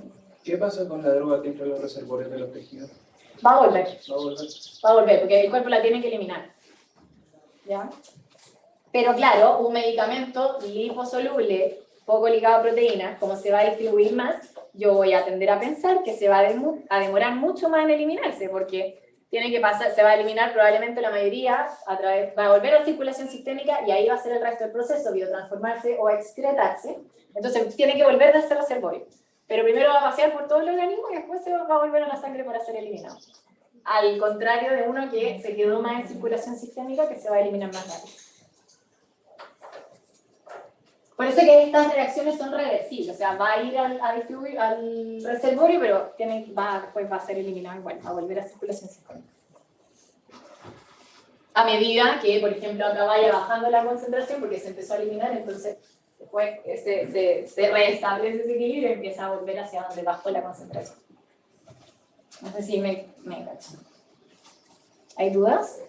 Profe, ¿cuál era cuál? Liposoluble. El liposoluble tiende a ser menos afín a las proteínas plasmáticas y por lo tanto ambas condiciones, que sea liposoluble, me permite más fácil atravesar la membrana, ¿cierto? Esta capa lipídica y además el hecho de que no esté ligada a una proteína significa que probablemente como no tiene una proteína gigante, puede atravesar con mayor facilidad el poro, o sea, la membrana. ¿Sí? Pregunta. ¿No? Ya. El volumen de distribución aparente es el parámetro que nos va a hablar de si un fármaco se distribuye mucho o no. ¿Ya? Es un concepto súper, o sea, a mí siempre me ha resultado como extraño porque es muy teórico. Pero vamos a tratar de que todo bueno, vamos a lograr que todos lo entiendan. Ya, es así como teóricamente la definición del libro dice volumen corporal en el que tendría que haberse disuelto el fármaco para alcanzar la misma concentración que en el plasma. ¿Ya? Indica dónde se encuentra el principio activo. ¿Por qué? Porque un fármaco que tenga alto BDA, que es volumen de distribución aparente, me dice a mí que llega más a los tejidos que uno que tiene bajo valor de distribución aparente, que va a tener poca llegada a los tejidos y por lo tanto se va a mantener más en el compartimento central. Nadie va a pedir aquí en este momento que ustedes calculen el volumen de distribución aparente, pero para que comprendan, tiene relación más con la concentración del plasma y con la dosis que administré. ¿Ya? Si yo tengo un valor de dosis, tengo X valor de dosis, y una concentración plasmática mucho más pequeña que la dosis que yo administré, me está diciendo a mí que la concentración de fármaco que yo administré no está en el plasma. Y fue a otra parte. ¿Se entiende? Entonces, mientras más grande este valor, va a ser que si este valor es mayor, me va a decir a mí, o sea, aquí voy a tener un número más pequeño. Si este valor es súper alto, si este valor es súper alto, yo voy a tener un número más pequeño. Si este valor es más bajo, yo voy a tener un número más grande. Entonces, si este valor es más bajo, significa que hay menos concentración en el plasma. Ya, veamos el dibujo. Aquí dice, arriba dice que yo administro 1 gramo. ¿Ya? Esa va a ser la dosis. La dosis que está ahí arriba. Yo la pongo en 1 litro de agua. ¿Cierto? Entonces voy a tener 1 gramo en 1 litro. Esa va a ser la concentración. ¿Ya? Entonces, ahora imaginemos que acá, ahora esto es el plasma. Si yo tomo aquí una muestra de concentración plasmática, por ejemplo, y obtengo que la concentración que hay aquí ya no es 1 gramo en 1 litro, sino que ahora va a ser 1 miligramo en 1 litro. Es mucho más baja. Esa es la concentración que yo obtuve del plasma cuando saqué aquí la muestra. Si es mucho más baja, ¿qué pasó? Si la concentración plasmática ahora es 1 miligramo por litro, o sea, yo puse 1 gramo por litro. ¿Qué pasó? Se movió el fármaco de los tejidos. Se distribuyó, ¿cierto? Ya. Y si yo, entonces, se distribuyó, y yo calculo el volumen de distribución aparente, sería la dosis, que era 1, y esta va a ser la concentración de esta parte, que ahora es 1 miligramo por litro. Este 0,001 es si pasamos el miligramo a litro. 1 miligramo es 0,001 litro. Conversión de unidades. Entonces, si divido la dosis, 1 gramo, en 0,001, voy a tener un BD de 1000. ¿Ya? Ahí, valor teórico, a nadie va a tener, ahí dice cómo está. ¿Qué era la dosis? Concentración plasmática. ¿Ya? Ahí la definición dice volumen corporal en el que tendría que haberse disuelto el fármaco de tal forma, a medida que el fármaco se fue a la periferia y se concentró mucho en los tejidos, yo a los tejidos tendría que ponerle mucho volumen para que quedara tan diluido como quedó en la concentración plasmática. Entonces, mientras más grande el volumen aparente, significa que yo tendría que poner mucho volumen del líquido para disolver el fármaco que está en la concentración en los tejidos muy concentrada, valga la redundancia, para que me quede igual de diluido que en el plasma, porque en el plasma me quedó muy poquito porque casi todo se fue. Entonces, a mayor BDA, o BD como dice ahí, es que el fármaco se distribuyó más a los tejidos. Este volumen, esto de los 1000, que tiene la unidad del BD, el litro por kilo, estos 1000 es totalmente teórico, ¿cachai? Obviamente que 1000 litros no caben en nadie, ¿ya?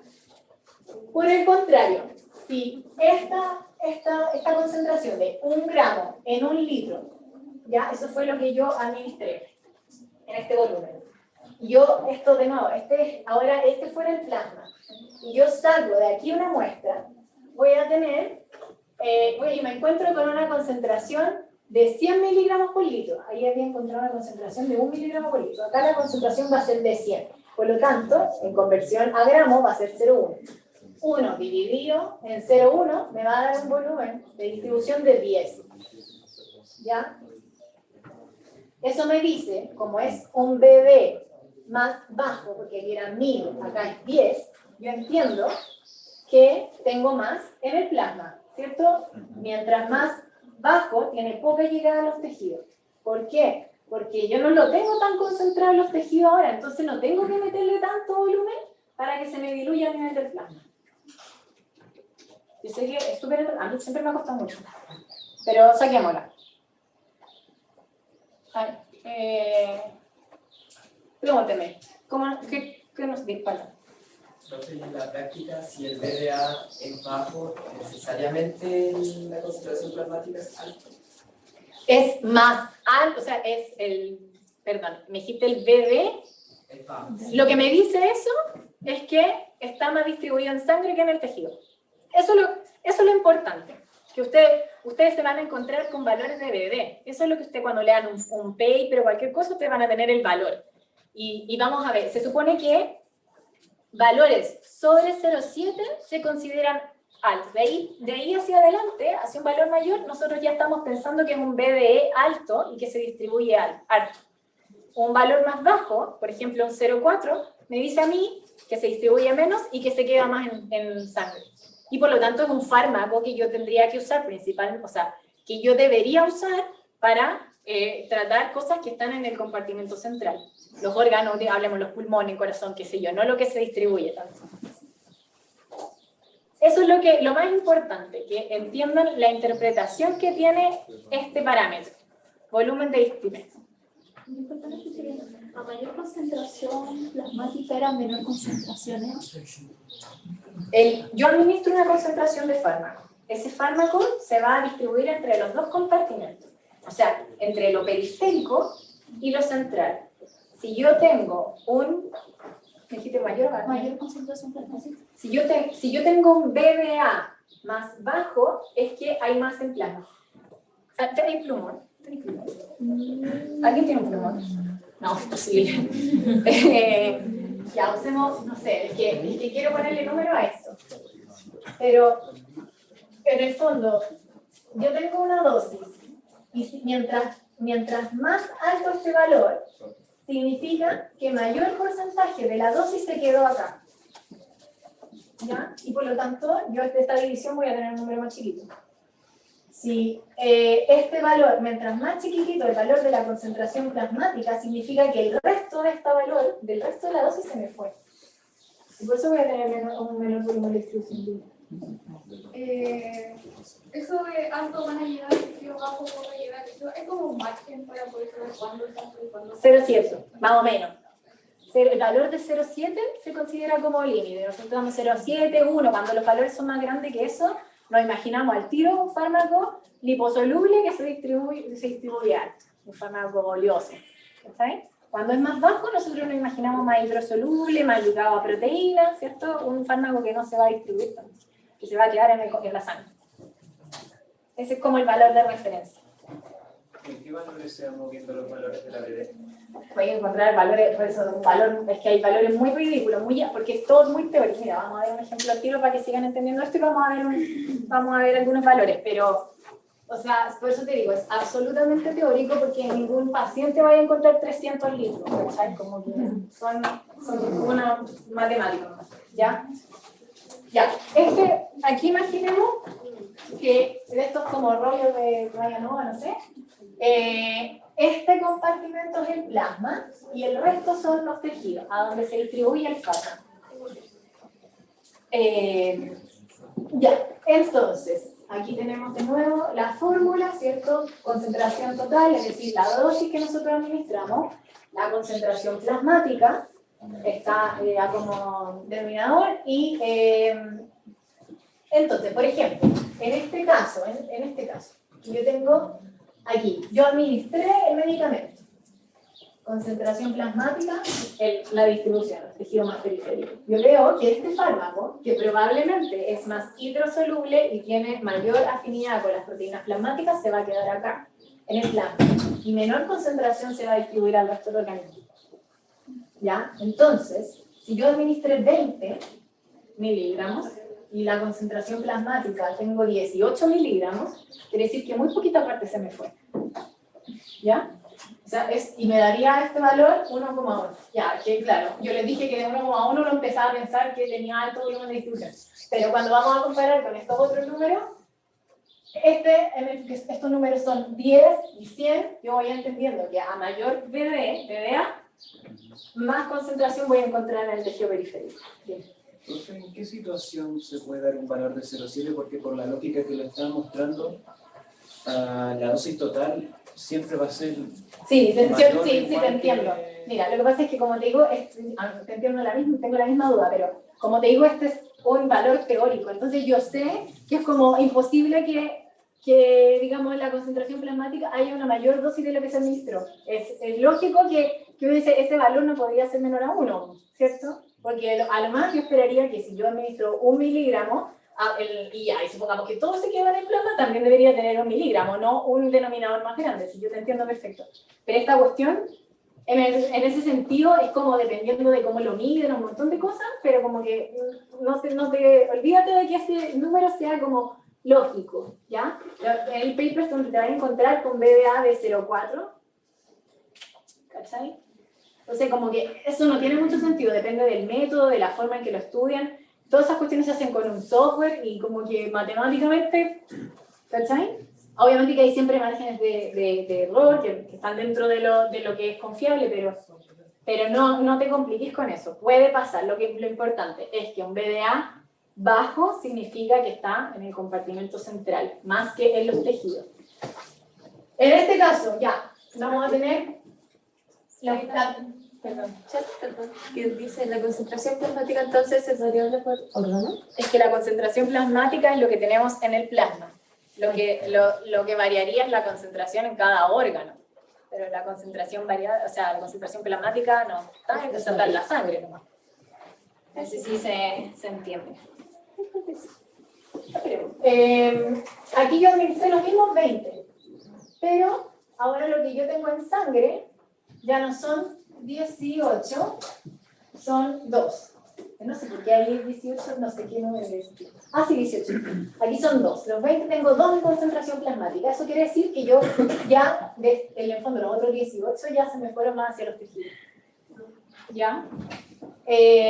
Y ese valor es 10. Entonces, por eso te digo que el valor es teórico. La unidad del volumen de distribución es litros por kilo. Entonces, ¿qué es el BDA? El volumen que yo tendría que administrarle a un paciente ¿para qué? Para que el fármaco se diluyera de tal forma, se disolviera de tal forma, de esta concentración que quedó en los tejidos periféricos, que todo el organismo, plasma y tejidos, me quedara con la misma concentración, ¿ya? Entonces, es imposible que a un perro de 30 kilos yo le administrara 10 litros por kilo. O sea, que a un perro yo le pusiera 300 litros para que me quedara con todo parejo. No es real, es solamente un número. ¿Ya? Un valor teórico. Por eso digo que no te calenté la cabeza con eso, porque no te puedo dar una explicación como... Y este caso, por ejemplo, yo tengo un BDA si yo administré 200 miligramos y tengo 2 miligramos en sangre, este BDA de 100 me dice que se distribuyó casi todo, que me llevó muy poquito en el compartimento central. No sé si se entiende un poco más. ¿Dudas? Adelante nomás, porque yo de verdad sé que es como difícil imaginárselo. Bien. Entonces, a más dosis, ¿hay más distribución en los tejidos? No, es que la distribución del tejido depende del fármaco, no de la dosis. Yo podría tener 2 fármacos, administrar la misma dosis de 2 fármacos y tener BDA completamente distinto. El BDA es propio del fármaco. ¿Sí? A mayor BDA sería mayor concentración en el tejido, pero menor concentración en el plasma. Sí. Ahora, como esto se calcula, yo no lo digo, voy a calcular la dosis de la concentración de tejidos porque para saber cuánto hay de los tejidos, ya, nosotros no podemos estar tomando muestras de los tejidos, siempre vamos a usar la concentración plasmática como punto de referencia. ¿Duda?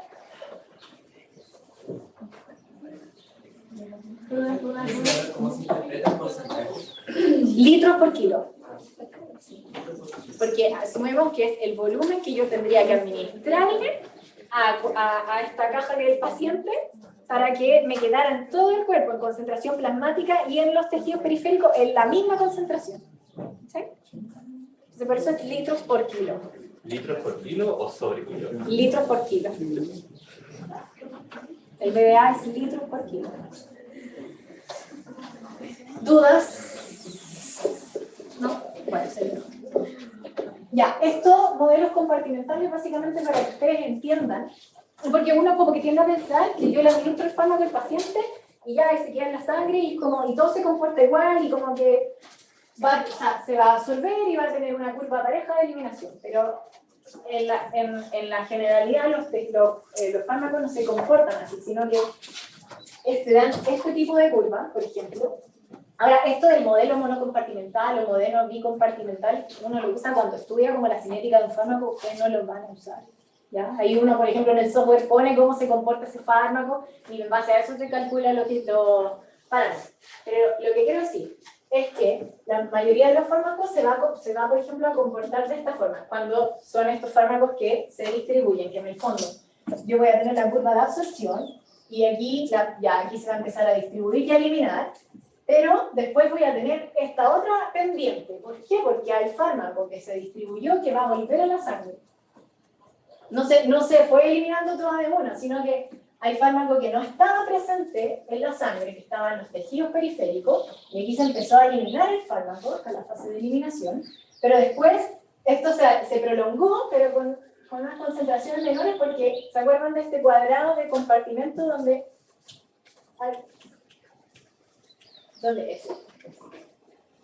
se había ido los reservorios y el lugar de acción y después volvió a la sangre? Entonces esa sería como la segunda etapa de esta curva. Por eso que hay distintas en el fondo se dan distintas pendientes de eliminación. Es porque, básicamente es porque los fármacos en el fondo, muchos de los fármacos se van a distribuir, no se queda todo en el compartimento central y tiene una curva más prolongada. Que este tipo de curva, como la del modelo monocompartimental, es lo que yo podría ver en un fármaco que se queda en la sangre, que es hidrosoluble, que está muy ligado a proteína y que no se va a distribuir, y por lo tanto el fármaco se me va a eliminar con una sola constante. La curva va a tener una pendiente. Cuando yo le agrego esta distribución a los tejidos, que es en el fondo el modelo que yo esperaría en fármacos que son más lipídicos, que se distribuyen más, yo voy a tener dos pendientes de eliminación, dos constantes de eliminación. Eso es esto que lo van a ver después en la clase de eliminación.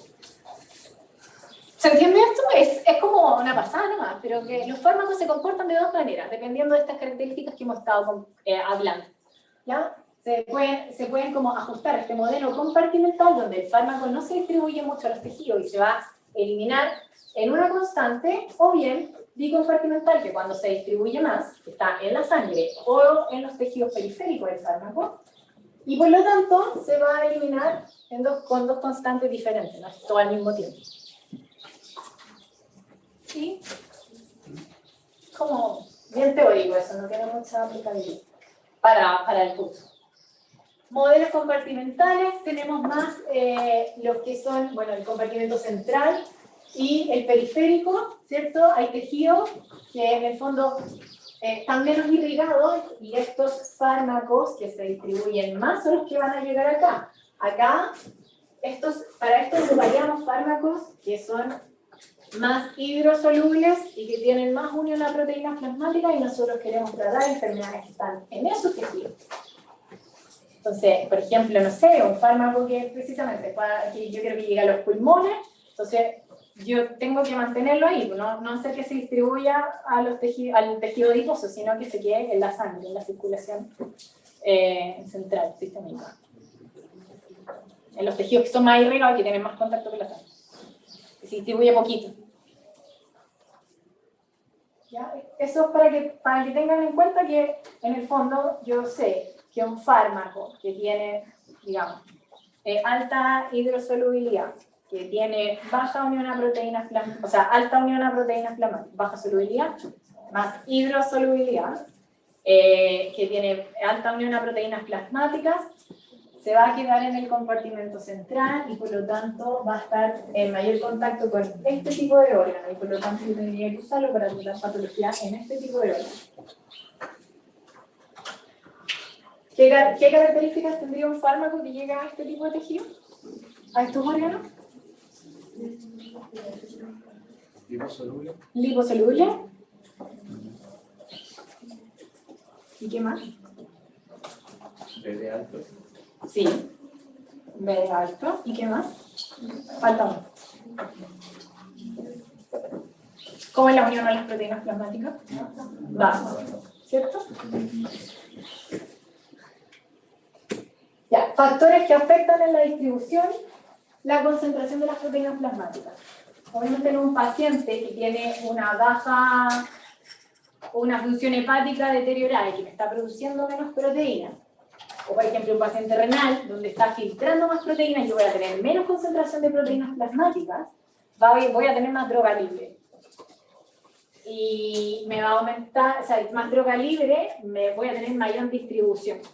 El problema de tener más droga libre y la toxicidad que puede tener eso, generalmente la voy a observar en los fármacos asociados, o sea, en los fármacos que están en el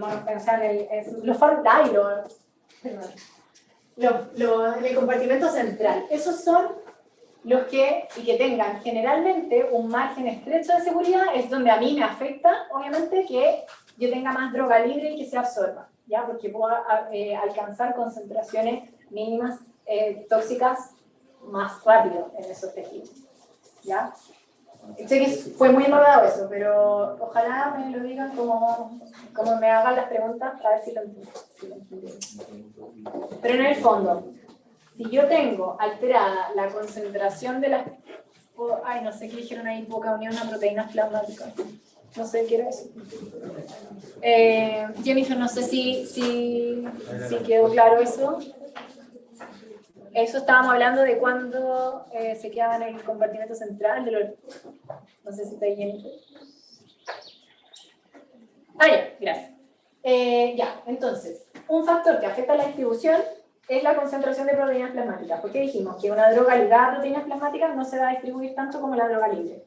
Por lo tanto, si tengo menos concentración de proteínas plasmáticas, el fármaco se va a distribuir más o menos.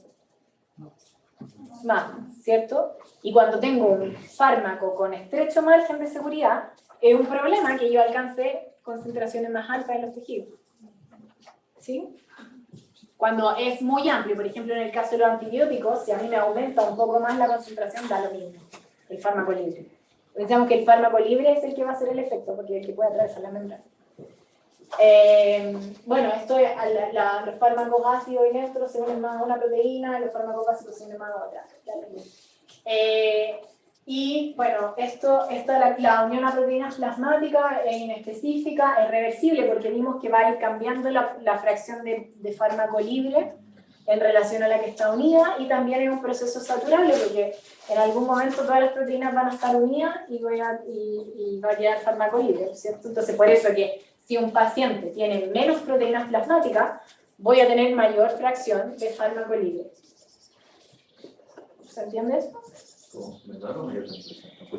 Perdón, a ver, dímelo para ver si... No sé si lo dije al revés. No escuché si se refería que si tenía mayor o menor concentración de proteínas plasmáticas iba a... ¿Cómo era? No, ya, olvídate lo que yo dije. ¿Qué entiendes tú? A ver si se entendió bien. Si yo tengo un paciente con insuficiencia hepática que me produce menos proteína, entonces tengo menos proteína plasmática, ¿qué pasa con el fármaco? Con la concentración, o sea, con la droga libre. Si tengo menos proteína, ¿qué pasa con la droga libre? Se distribuye más. O sea, voy a tener más droga libre y se va a distribuir más, ¿cierto? Ya, eso. No sé si... Y eso tiene mucha importancia cuando son fármacos con estrecho margen de seguridad. Más importancia que los que pueden moverse mucho entre la mínima y la tóxica, o sea, muy distante la mínima tóxica y la mínima efectiva. ¿Se entiende eso? La glicoproteína B. Ya vimos que en la absorción afectada, ¿cierto? Si no funcionaba bien y no me eliminaba este fármaco, yo iba a tener mayor biodisponibilidad. En el caso de la distribución, los mismos coli que dijimos que tenían una mutación en esta proteína, en el caso de la distribución, a ver, los fármacos, por ejemplo, dijimos que algunos que tienen que llegar a periférico y que tienen varias barreras, por ejemplo, en el caso de la ivermectina, nosotros no queremos que llegue al sistema nervioso, ¿ya? Y está al sistema nervioso central, entonces existe la barrera hematoencefálica, que me va a proteger a mí del sistema nervioso central de la sustancia extraña. Si la glicoproteína P está mala, o sea, perdón, está mutada y funciona menos o no funciona, este fármaco va a atravesar esa barrera hematoencefálica y el fármaco va a llegar al sistema nervioso central del coli, que no es la idea. Entonces, ahí tenemos otro proceso donde el funcionamiento de la glicoproteína P puede afectar en el fondo el efecto en el paciente, ¿cierto? La seguridad del paciente. Pero eso es el que funcione la glicoproteína P es un factor del paciente, ¿ya? Porque obviamente que el fármaco tenía considerado eso, lo que pasa es que hay razas que tienen esa mutación. Y por eso yo no debería administrar ese medicamento en el dolicocefálico. ¿Se entiende eso de la glicoproteína P? No me digan que sí, porque yo hago una diapositiva. Y, de hecho, que hago una diapositiva. Y la condición corporal. También me afectaría ya, ¿por qué me afectaría la condición corporal? A ver si me entendí.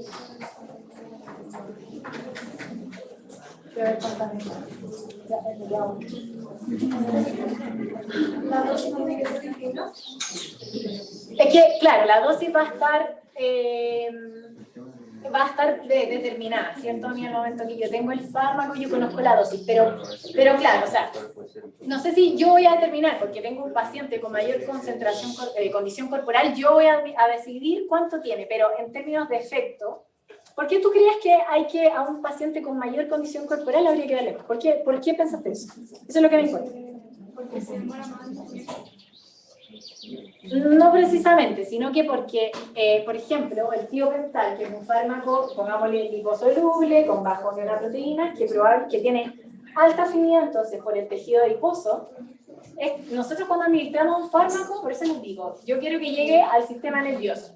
Pero el fármaco, como con esas características, se va a ir al sistema nervioso, pero también se va a ir a otro tejido adiposo del organismo, ¿cierto? Entonces voy a tener menos concentración donde yo quiero tenerla. Y en un paciente que tiene alta condición corporal y más tejido adiposo, ese fármaco se va a ver más distribuido en ese tejido adiposo y voy a tener menos concentración donde quiero y menos concentración, o sea, menos efecto.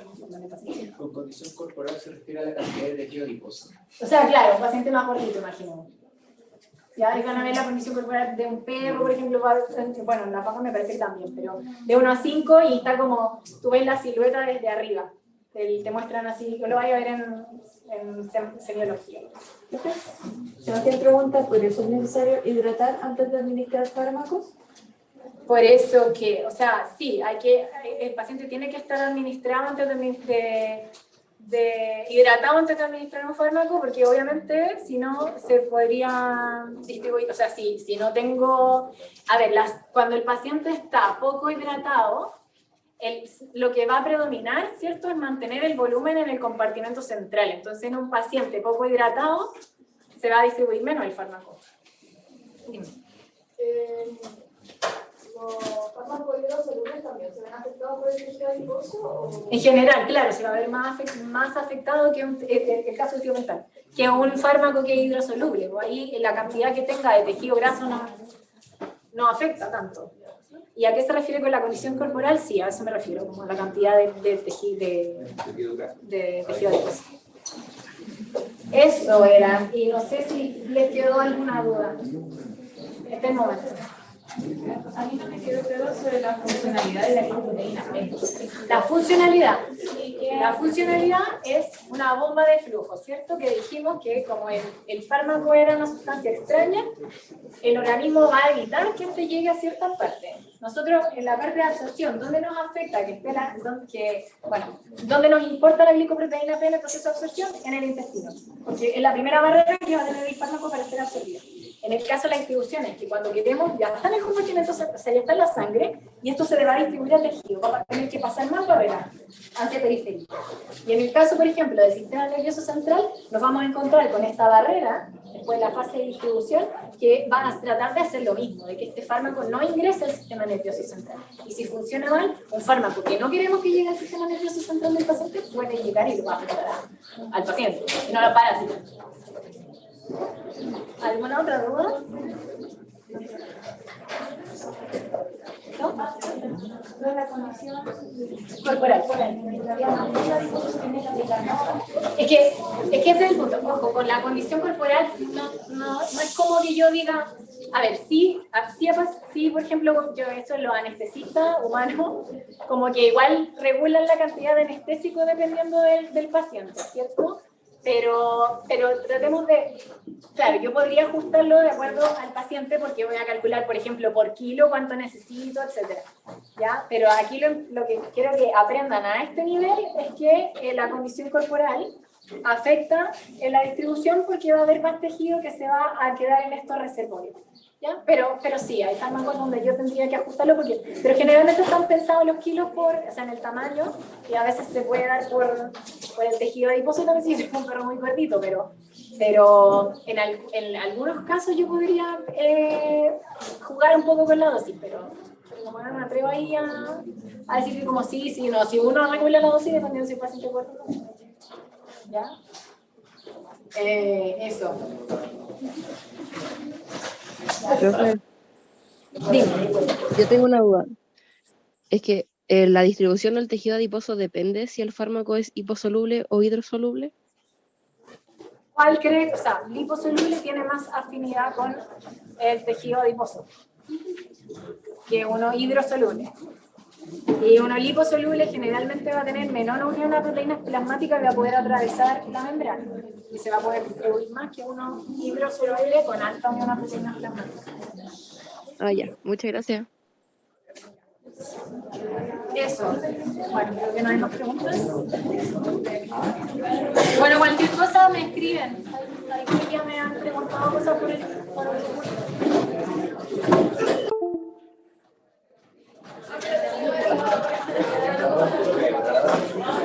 Gracias.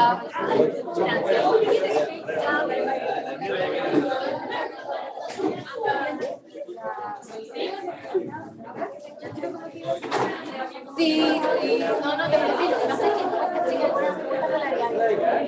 Pero si no era como que ya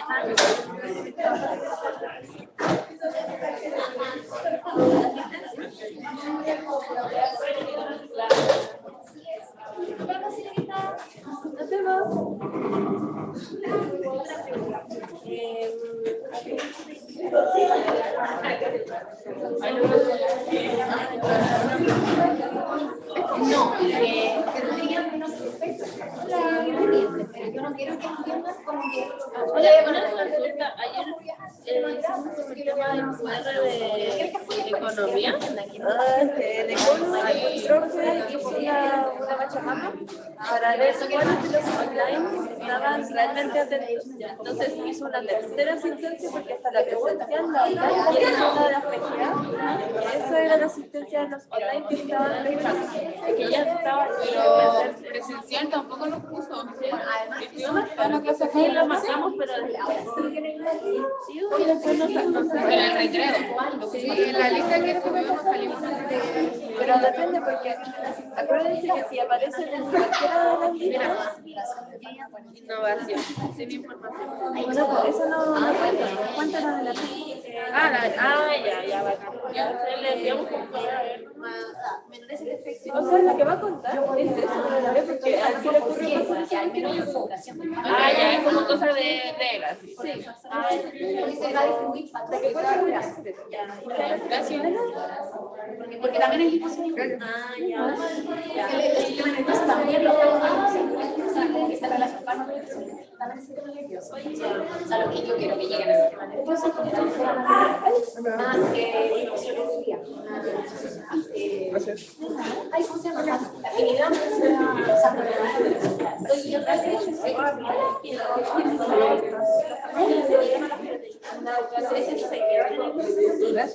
o sea, claro, no se puede distinguir, pero acuérdate que en algún momento el fármaco se va a limpiar, pero se va a ir soltando, se va a ir liberando esa